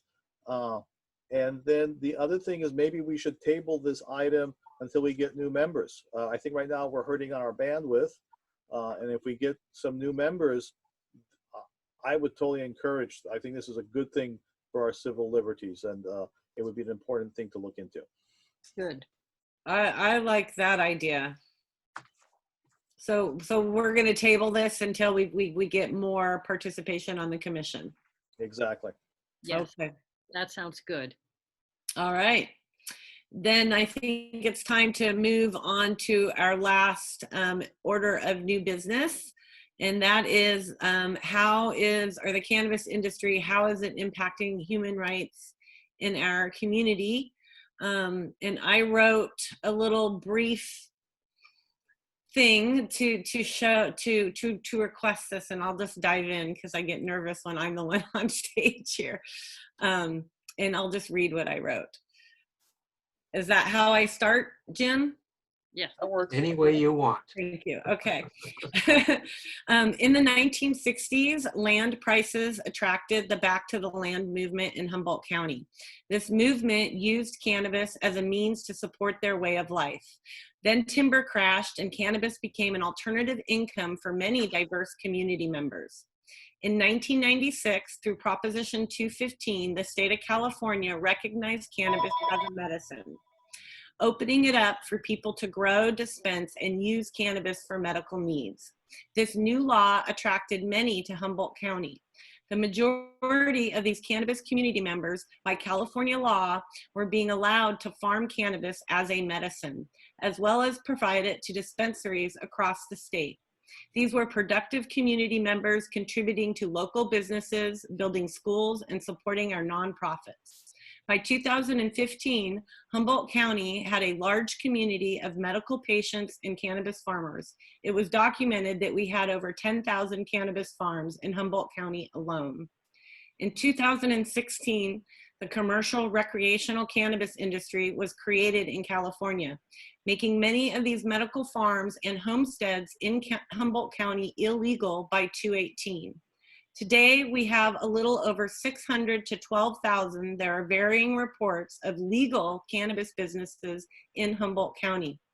Suddenly, we have a very large population that is now facing the decision of losing their livelihood or being pushed into an illegal market by the new regulatory processes, creating a community of illegal farmers in Humboldt County. As human rights commissioners, it is our duty to bridge the gap between policies and marginalized communities. We could now have a very large marginalized community in Humboldt County, the community of medical cannabis farmers. Cannabis has been acknowledged as the largest economic engine in our county. An estimated 9,000 of those community members that provided that economy are now illegitimate. As we already understand, the impact from the drug war to this county has been large. Sorry.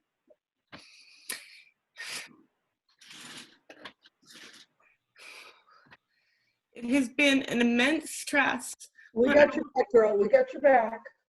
on our local government, on our law enforcement, on our mental health and social services.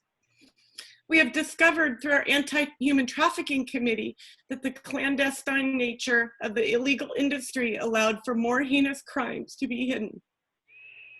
I'd like to now open the floor for discussion. Wow. This is Larry. What do you think the commission, what should we do about it? I totally agree. Can you hear me? Am I on mute? We can hear you, Larry. Something that comes to mind is that right now, a lot of the people that are trying to be legal are, in a quandary because they've been able to get the county approval for their farms, but the state, which is, apparently requiring these growers have both the county and the state permits. The state is way backlogged, and these people with county permits are just, sitting out there and have been identified by the county as illegal and subject to prosecution, and that doesn't seem fair at all to me. And that may, those kind of, there's something basically wrong about that. I don't know what we can do, but I just wanted to throw that out there. Madam Chair, there's two hands up in the public. So I don't know if you want to include them or how you want to do that. Absolutely. If the commission, I'd like to give the commission an opportunity to discuss first, and then we'll welcome the public into the discussion. Perfect. Lorena and other board members, I worked really hard when we were trying to come up with the public laws for the state of California once we moved from 215 to recreational. And what I found and what I fought really hard for and what was not included in the legislation was the small farmer. And the small farmer, and I can relate this back to other ways that we've suppressed marginalized people in the past. The fees are too exorbitant. If their land was less than 5 acres, they couldn't grow more than 1,000 square feet, which is nothing, which is 100 square feet, which is 10 by 10. Unless you were unless you had a lot of financial backing, the small farmer, the community farmer, the mom and pop farms were left out of the equation. And I think that's where the biggest human rights violation came in, because those moms and pops who were the founders basically have really been hurt through the process. They don't have, they're forced to become illegal. They have no choice.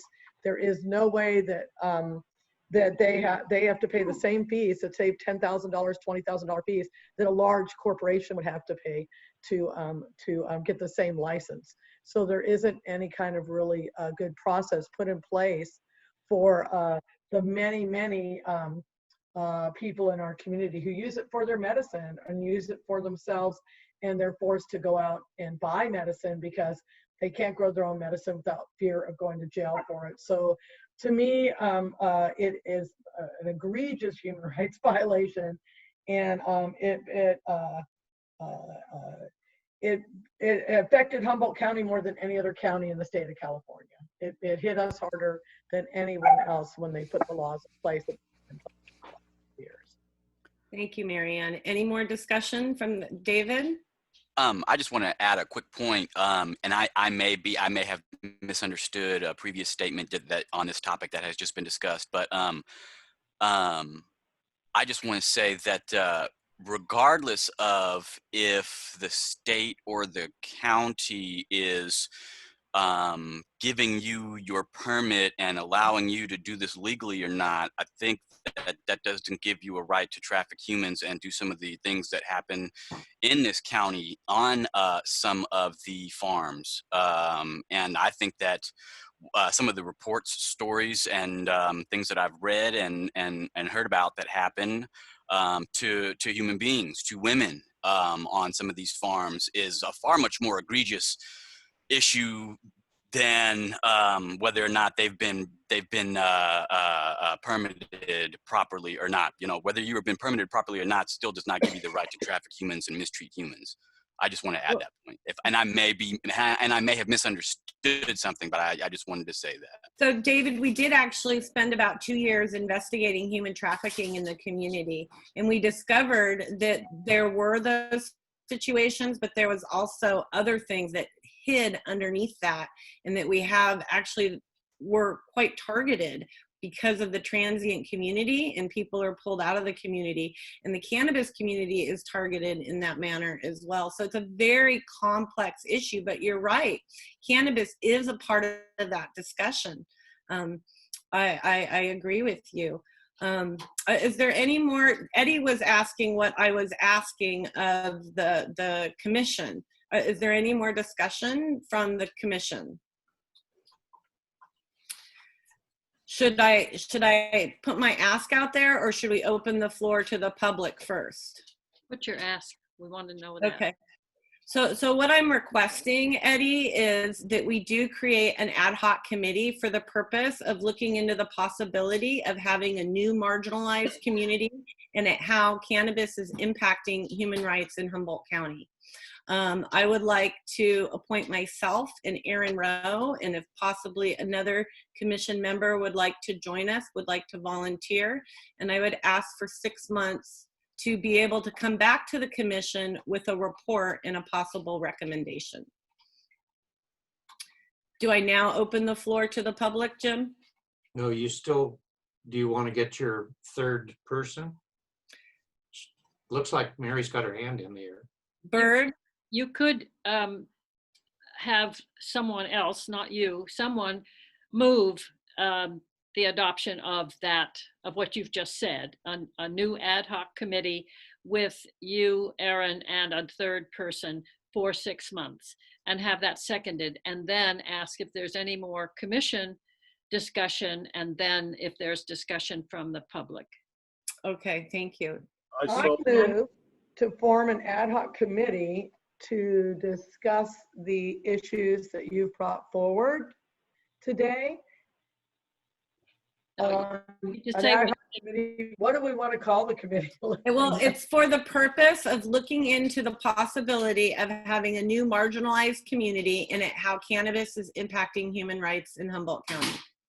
Okay, then I'd like to move to form an ad hoc community to study how cannabis is affecting the community.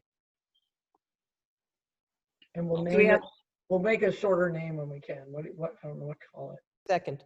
And are you adding the 6 months? I'm sorry, what was that, Bird?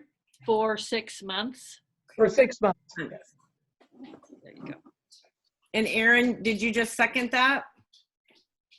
All right, I'd like to open it up to discussion from the public now, if possible. Eddie, do you have that figured out? Commission. We have Maureen. Eugene. I think let's go ahead and admit her. She should be joining us. I believe we had Eugene Dennison he came in early and as well. Okay. Do Maureen, can you hear us? the commission first. Hold on, Bird, what was that? Commission first, you said. If there's any more discussion. Is there any more discussion from the commission? All right, now I'll open the floor to the public. Yeah. Okay, Maureen. I think Eugene was first. He came in early. I'm not seeing Eugene, but if he pops up, I will put him on there. Okay. He's there. He's there. He's there. I'm here. Oh, okay. I just didn't see your hand up or anything like that. Yeah. Yeah. On my screen, I'm on the top. Okay. I agree that the implementation of legalization has been a catastrophe socially and economically to our community. What I want to discuss in these 3 minutes is the effect on medical marijuana patients, because they have been getting oppressed and are about to be oppressed further within a week or two by the board.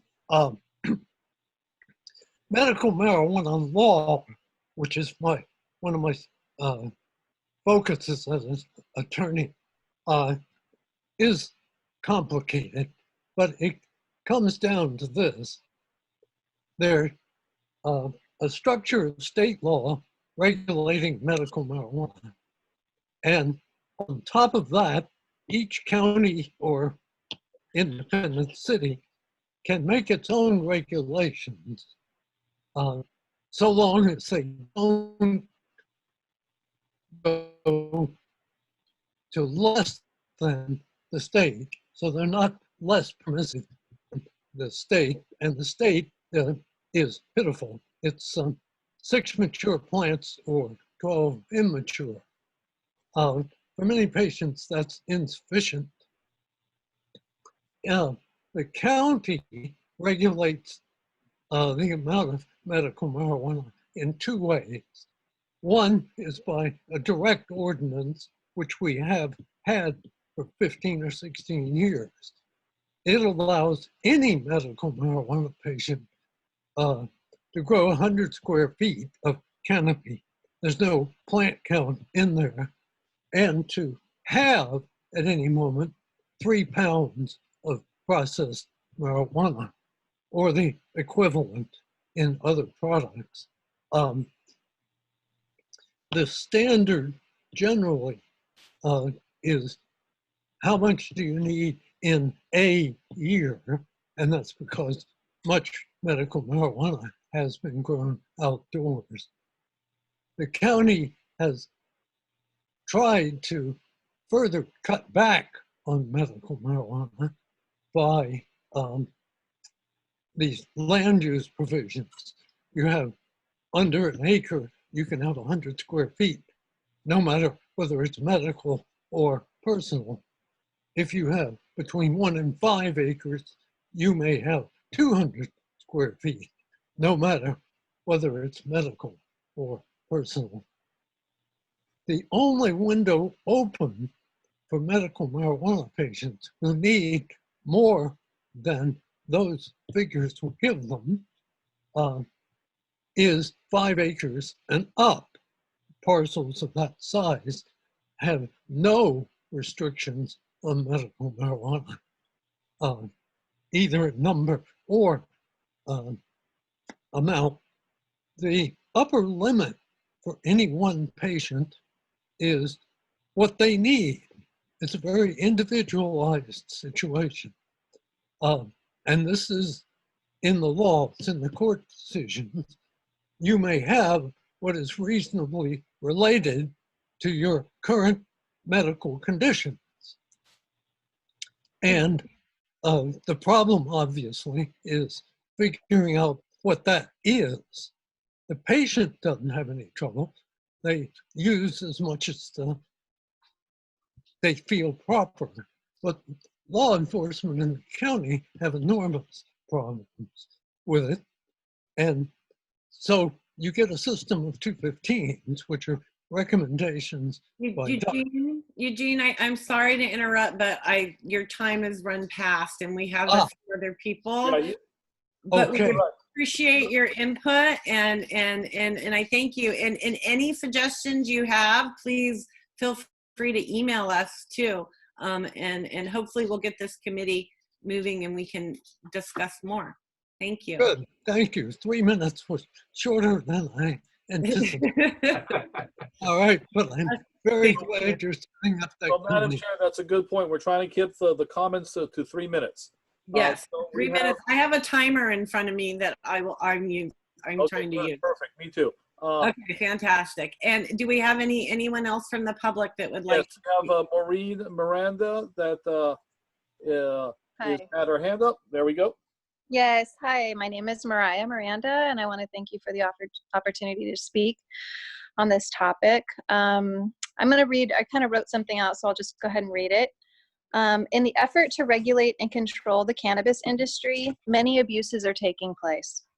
Specifically, Humboldt County's heavy-handed abatement program is violating the rights of many innocent people. Medical marijuana farmers, rural homesteaders, anyone with a small greenhouse. The code enforcement unit tactics are unyielding. You are absolutely guilty until proven innocent. No matter, there is no neutral committee to fact check the violations from the sky. There's no committee that pauses the ticking clock of daily fines. In our case, it was $20,000 a day. The threat of civil asset forfeiture is looming the entire time. It happened to us, and I speak from experience. It's very emotional. It was the most emotionally and financially devastating experience my husband and I have ever experienced in our 24 years together. Our code enforcement unit, you know, John Ford talks about, you need to come in, you need to talk to us. We did that. But what happens when they don't listen to you? What happens when they don't respond to your proof of innocence? In our case, 9 months. Recently, so with all of that, apparently, you know, John Ford actually acknowledged that we had the worst abatement order in the entire county. We are out $286,000. And because we did basically everything in our restoration plan, we were abated for legacy logging. We did everything in our restoration plan that legal permitted farmers are required to do. We went ahead and did that to recoup our losses. We ended up at the bottom of the stack. And basically there are 6 months to go through the county permitting and the state permitting. The county took 6 months of that window to permit us. So now we're sitting ducks, our first year out, waiting for the state to bust us any day, knowing that we did everything that we were asked to do, and we could be busted anytime, and it's not our fault. So, you know, it feels like we're set up for failure. We took out a mortgage, we've done our due diligence, but what happens when the planning department is inefficient? Who looks in on them and makes sure that they're being respectful, that they're not falsely abating people? It's just, it's horrific. And also, speaking of non-farmers, they're being pushed off their land because they're surrounded by large mega grows, like Junkyard Bob in Dinsmore is surrounded. And when he refused to sell out to them, they call daily to report his junkyard, and now he is being abated at 80 years old and pushed off his land, looking at losing everything he owns because these mega grows want the only flat piece of property with excellent water in the entire valley. Mariah, thank you very much. Your 3 minutes is up. We appreciate your participation. Thank you for the opportunity. Madam Chair, there's 2 more people. There's a person does not have a name. And their number is 2713. And then you have Sarah Blister after that. Okay, well, let's take who's next. Could you introduce yourself, please, caller?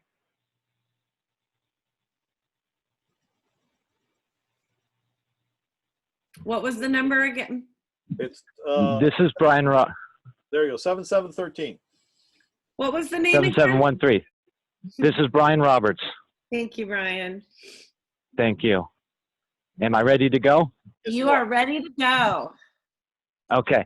Thank you for taking the time. This is Brian Roberts. I have legally applied in 2016, and my complaint has to only go, and I've already talked to the Board of Supervisors about this. The Planning Commission is not held responsible for anything. It was 451 days before they did anything for my permit.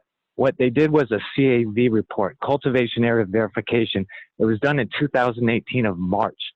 That was 451 days after I applied. What they did was they combined 2 properties at once, not 1 property, so they gave me a violation letter. What then happened was my project was pushed another 6 months back until they even told me about this violation. So in applying in 2016, it didn't come until the end of 2018 when they finally found out their mistake, gave me a permit, and then taxed me $10,000 the next week. When I came to talk to them about it, they gave me the runaround that you have to pay a tax regardless, da da da da da. And John Ford even said, well, we were working with people if they weren't growing that year, but they didn't work with me. When I went to a planning commission, they violated the Brown Act. They did not publish my planning commission hearing. There is no checks and balance for this planning and building department. It's almost like the Stanford experience. They took the responsibility of being the enforcer, and what they did was they took it to their head because no matter what, I am guilty without them even looking. When they did a cultivation report, they call my grow a guerrilla grow. That is from a satellite view. They've never been to my farm. When they did come to my farm, it's in pristine condition. There is no guerrilla grow. So what is the checks and balance for the planning commission when they make a mistake? 451 days to get the first report done on my property left me with less than 90 days to get a state permit. The state permitting process is very efficient, unlike our county processing. So again, is there a checks and balance that holds the planning and building department accountable for their mistakes? That is the most important thing we need to find out, because they do not have any legality of telling the truth during a planning commission. They're not under oath. So please work that out. It's very disappointing to be in the legal system and treated like a criminal when you have done nothing wrong. Thank you for your time. Thank you, Brian. We appreciate you participating. Okay. Eddie, I'm not sure if you see that there's a Nicole on the list. Good, good, okay. But I'm not seeing her, or I'm sorry, I'm not seeing that person coming in. I saw your message. I see Sarah. I'm here. Okay, there you are. Perfect. You just weren't raising your hand. I'm sorry, my bad. I'm sorry, I don't know how to raise my hand. Should I talk now? Is Yes. it my turn? Okay. Okay, great. Actually, Well, okay, yeah, Sarah, go ahead. Sarah Blester was in before. I think we Of should. course, go ahead. Okay, Sarah? There you go. Sarah should be on. Sarah, you're next on the list. Hi, can you hear me? We can hear you and see you. Welcome. Thank you. I really appreciate the opportunity to not only watch your Human Rights Commission meetings. You guys just doing a stellar job of interacting, and I have so much hope that we're going to really address the needs of all of our community here. And I watched my first, your first board meeting after I was appointed to the Project Trellis committee through the county. I've served on several boards, but I was just kind of curious to see how these county-based meetings were run, and you guys are just doing a stellar job. And I just wanted to really, ask of you to please, consider having a committee. These human rights violations that we've been experiencing really need to be addressed, and I really feel like now is the time for us to address these issues. And I don't know if you guys are aware, if you've reviewed the Project Trellis website, but the county has made several resolutions addressing human rights violations and equity and injustice related around cannabis. I'm just like buried in paperwork here. I mean, I've got the resolutions, and I've got the local equity program manual, and I've got a Humboldt County assessment. And so there's been a lot of work done, and I'm not really sure where the forum is for this community discussion to happen. And it would be wonderful if it could be facilitated through this committee. I mean, some of the concerns in this resolution 1924, fourth one, whereas down, it says past criminalization of cannabis adversely impacted communities throughout Humboldt County, both rural and urban communities throughout Humboldt County, including individuals subject to arrest, prosecution, conviction, and incarceration, and the resultant impacts on their family members by coordinated federal, state, and county law enforcement efforts as early as late 1970s, and continuing with such campaigns as the Campaign Against Marijuana program beginning in 1983, Operation Green Sweep, involving the U.S. Army National Guard soldiers and helicopters in the summer of 1990. And that's just one of the findings. So I think that we'll find that there's a lot of community support for this. And, you know, Project Trellis has, you know, county staff and funding available to work on this issue. There's a full-time staff member is being hired as we speak. And there are 3 Humboldt County staff members who are putting in at least 20% of their time funded through Project Trellis. And we've just been awarded through the state $4.1 million to disperse to equity applicants in the community for people who've been disproportionately affected by the drug war and or prohibition. And I just really I'm hoping that we can have an opportunity to make sure that this discussion is open, fair, and transparent so that we can make sure that we're supporting our community to move forward with all the gifts that we've been given here. Thank you. Thank you, Sarah. Thank you, Sarah. All right. Are we allowed to respond before they go to the next person or not? No. Thank you, Sarah. All right. I think was Nikki. I just want to know if it was Trellis, Trellis, yeah? I'll post it in the chat. Thank you. Thank you, Sarah. Eddie, who do we have next? We have Maria Miranda, MM. No, she already spoke. Oh, she already She spoke. already Okay, that's spoke. it. I think we had. Yeah, I already spoke. It might be my hand was raised from before I got kicked off Zoom, so maybe it Oh, sorry posted about twice. that. All right. I think Nicole Norris was. Nicole Yes. Roy is next. Yes, that's why I'm confused. Yeah, Nicole, go ahead. Hi, thank you so much, everybody. I'm so glad that the Human Rights Commission placed this on the agenda today. And Mary and Lily, thank you so much for everything you said in the beginning. I second everything that you represented about what was happening as far as human rights abuses. I want to say, David, the story that you mentioned, it's really not anywhere near the norm. And in fact, I think that that sort of narrative about human trafficking on cannabis farms actually causes a lot of harm to the majority of small farmers that are being disenfranchised right now, that Mary and Lily were describing, really, which is the majority. And I definitely know a lot about the majority. I'm both a reporter and working on cannabis topics. And I worked in a cannabis law office, criminal law office with a focus on cannabis. I worked with almost 100 notice to abate recipients, mostly from District 2. And I worked with countless folks struggling with the permit process. And as a reporter, I worked with victims of the abatement program and analyzing the county data on the abatement program as well. And I can promise you what's happening behind closed doors today is really devastating. I assure you that there are several human rights abuses, and they're rampant in the realm of cannabis, permitting and enforcement. And since legalization, it's only become more and more concerning. See, the planning department was tasked with crafting an effective permit process, but they failed miserably, with only an approximate 3 to maybe 10% of the original small farms being included in legalization. And the impacts to our elders, to families, the smallest of farmers is just tremendous. And instead, when they saw the permit process wasn't working, they doubled down on enforcement. And so those same people that couldn't make it through are just completely under attack and threatened.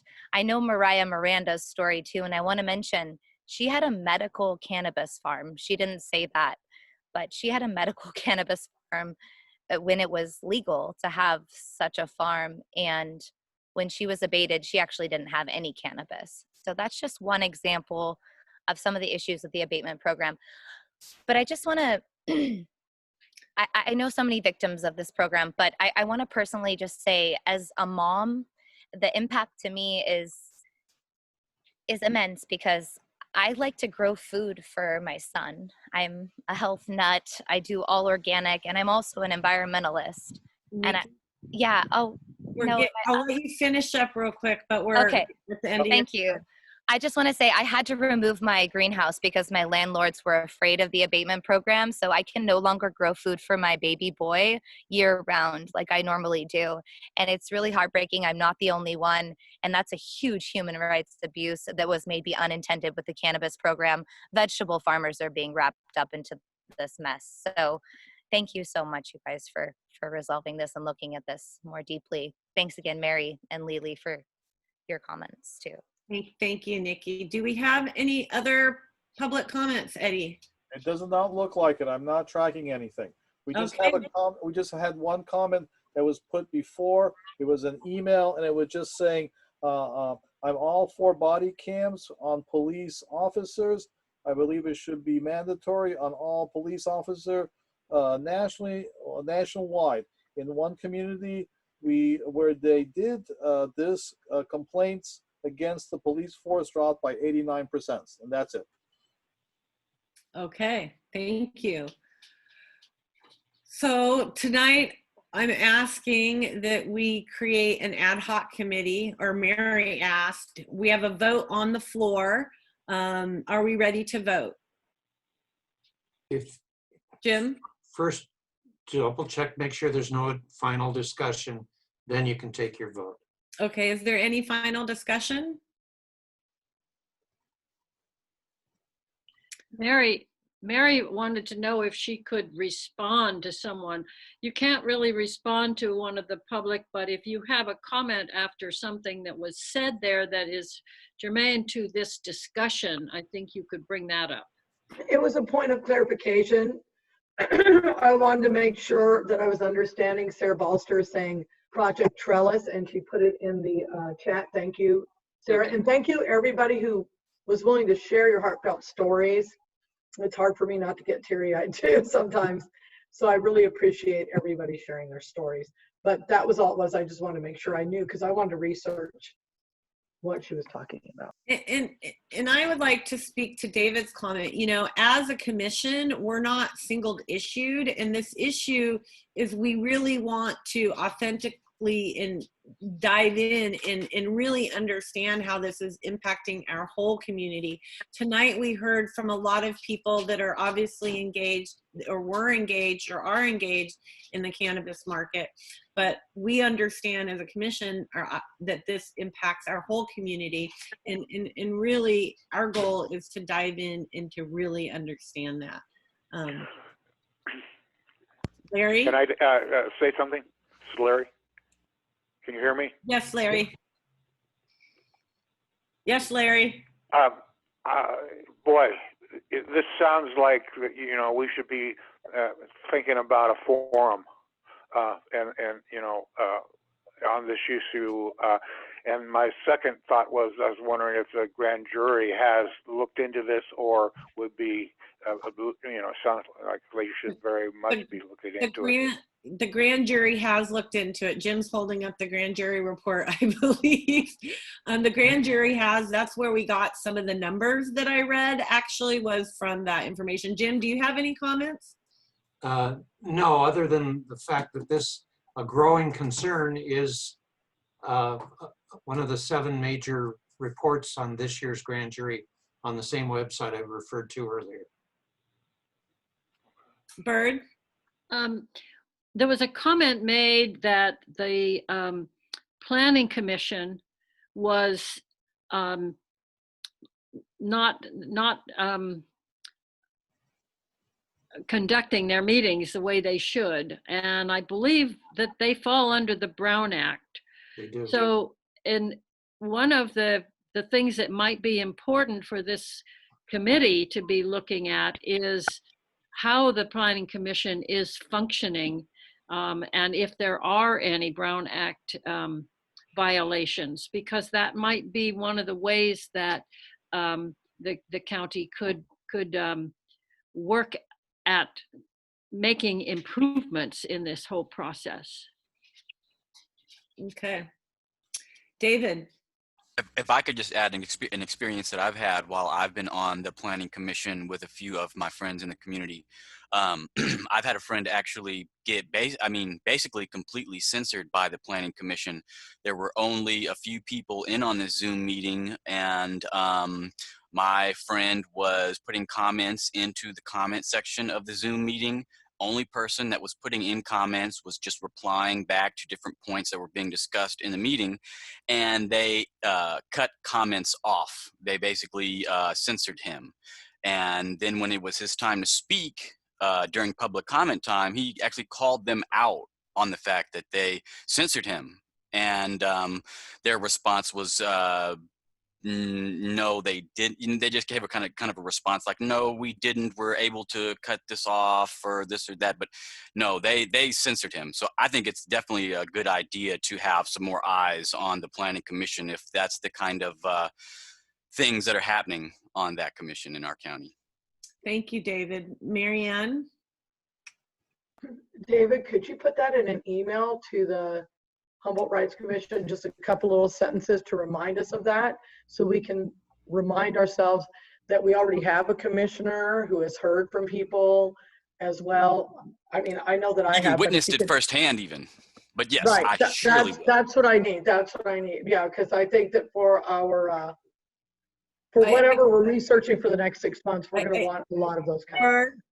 This is something that I think the accessibility ad hoc committee needs to look at, because, for example, you can limit comments to 3 minutes, and you could limit people on chat to three comments if you wanted to.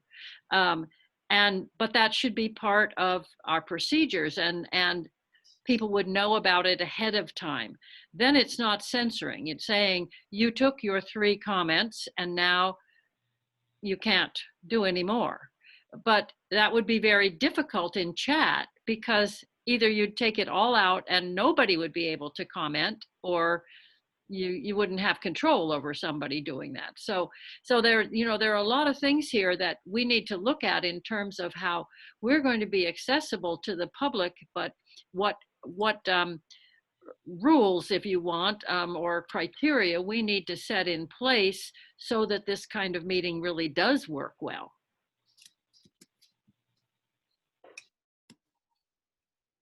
Thank you. I see the text is below.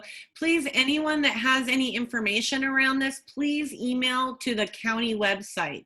So it goes through the proper communication channels, and we're able to disseminate the information throughout the commission effectively. You're right, Lelena. I'd like to put that in the chat. That would be great.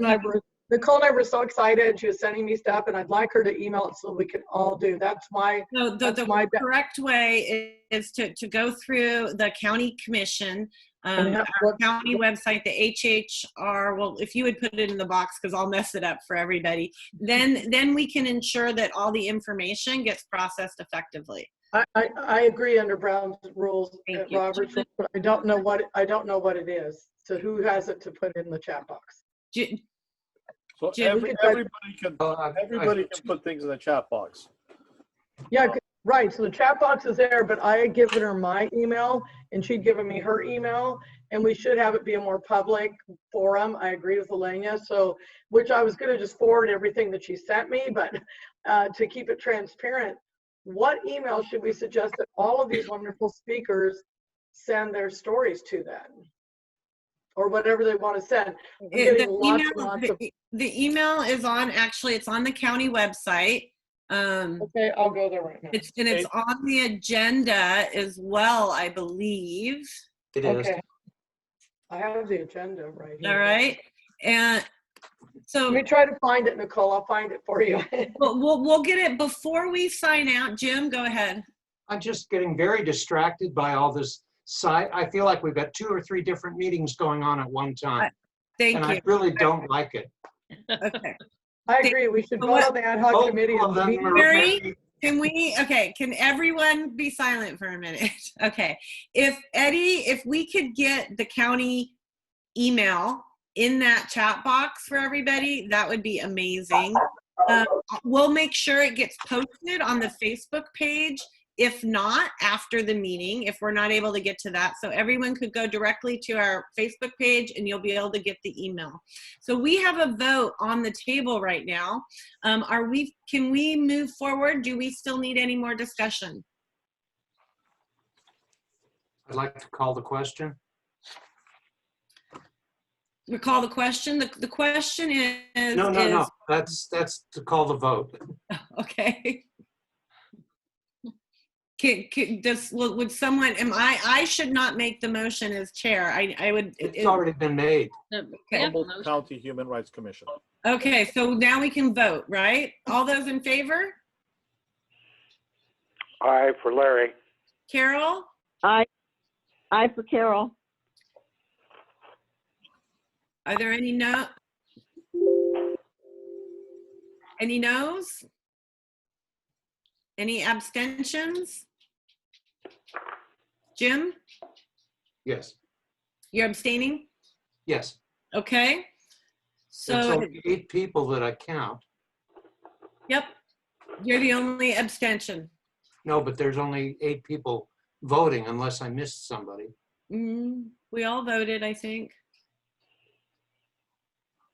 Eddie, are you voting? Yes, I'm abstaining also. Oh, okay, so Okay. that brings us to 9. Okay. Okay. So does that create a committee? It does. Okay, great. We'll get I'll call a meeting for us this week. Do we have any future agenda items that we wish to propose at this time? Besides, we did mention, or go ahead, Bird. Well, you finish yours and then finish what you were saying. I had listening sessions was the thing I had on my list to propose for next month. Okay. Well, I wanted to apologize to everyone for stepping out of the meeting for a short time, but it's because I've been trying to get to a meeting of the Equity Alliance. They always meet between 5:30 and 7 on the first Thursday of the month. However, I did sign up and I'm going to be getting their materials. And when I stepped out, it was for the end of their meeting when they were doing a summary. And I jotted down a bunch of things that they are looking at, including, well, this is racial equity that they're talking about. And they're talking about the systemic racism and reparations, not just for Blacks, but for Native Americans as well. They're looking at the isolation of people because of COVID, and they're trying to have people tell their stories get that out in the public, what their stories are, why they're here, what's good and what's not so good in Humboldt County. And they're also talking with people about voting and elections and so forth. And I just wondered if there might be some way that maybe we could get them at some point to send someone to a meeting and give us some ideas of what they do and how we might be able to collaborate with them in some of their projects. Well, that sounds like a fantastic idea to me. And maybe they should go to the committee first, the racial committee that we have, the ad hoc. Can you maybe get that information to make sure the committee has it, and then they can. Okay, I will see who they should talk to and get that to the committee. And is that Carol? Carol, are you the chair of that committee? Okay. Yes, I'd appreciate it. I'll get something to you, Carol, and then you can take it from there with the committee. And because of the fact that they always meet right when we do, possibly be better for them to meet with a committee at a different time. Yes, thank you. Understood. Okay.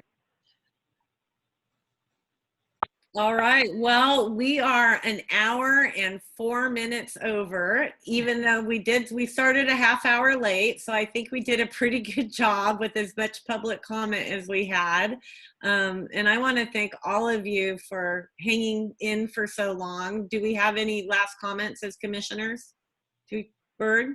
Just thank you. You ran an excellent meeting. I think it was a really, really good meeting with a lot of input and a lot of good ideas. I'm delighted to see David, a new person, and I hope we're going to get a few more new people, but thank you. Lelania, you did a great job. You really did. Thank you. I'd like to second that emotion, Melania. Well, I had some pretty good coaches and a great team. So, You know, I appreciate that. I appreciate us as a commission, and I love what we do. Well, thank you, Jim. May I ask quickly, I've been putting together a list of contact information. I'm missing a phone number either from you or from David or from Scott. And can I get your phone number, David? Can I recommend? I don't think this is public. Maybe privately. Hold on, everybody. Hold on. I understand. Would just send it to me. I will. Thank you. And Jim, then the roster is updated with the new commissioners. I've seen that. That doesn't have phone numbers on it though. Oh, okay. Because that's public, isn't it? Yep. Oh, okay. Well, we all need David's phone number. Yeah. Will do. Okay, thank you. All right. Well, thank you, everybody. And thank you, the community, for participating with us tonight. And we are looking for more commissioners. We would love to see more community participation.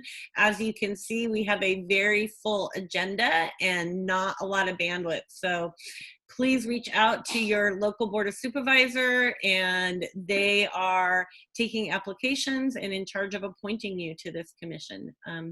Be safe, be well, and take care of yourselves. Thank you. Goodbye. Don't we have to move to adjourn? No. Well, don't we move to adjourn? We don't move to. Yeah, we usually do. So. Okay, I move to adjourn this meeting. Second. All those in favor? Aye. Happy? Carol, Larry? He's gone. He's I think they're both gone. Well, thank you, everybody. Have a good night. Good night. Nice to meet you. Thank you. Yeah, thank you, David. David, for being here. Absolutely. And David, please reach out if you have any questions or anything. Jim is really the expert, but I'm learning, so I might boot you to him. But you know, if you want to sit down and meet with us or anything, or Zoom with us, please let us know. I will, and thank you for the support. Yeah, take care. Have a good night, everyone. Eddie, would you stay on with me for just a couple minutes before you end it? More than happy to do that. Yes. Thank you. Thanks. Okay.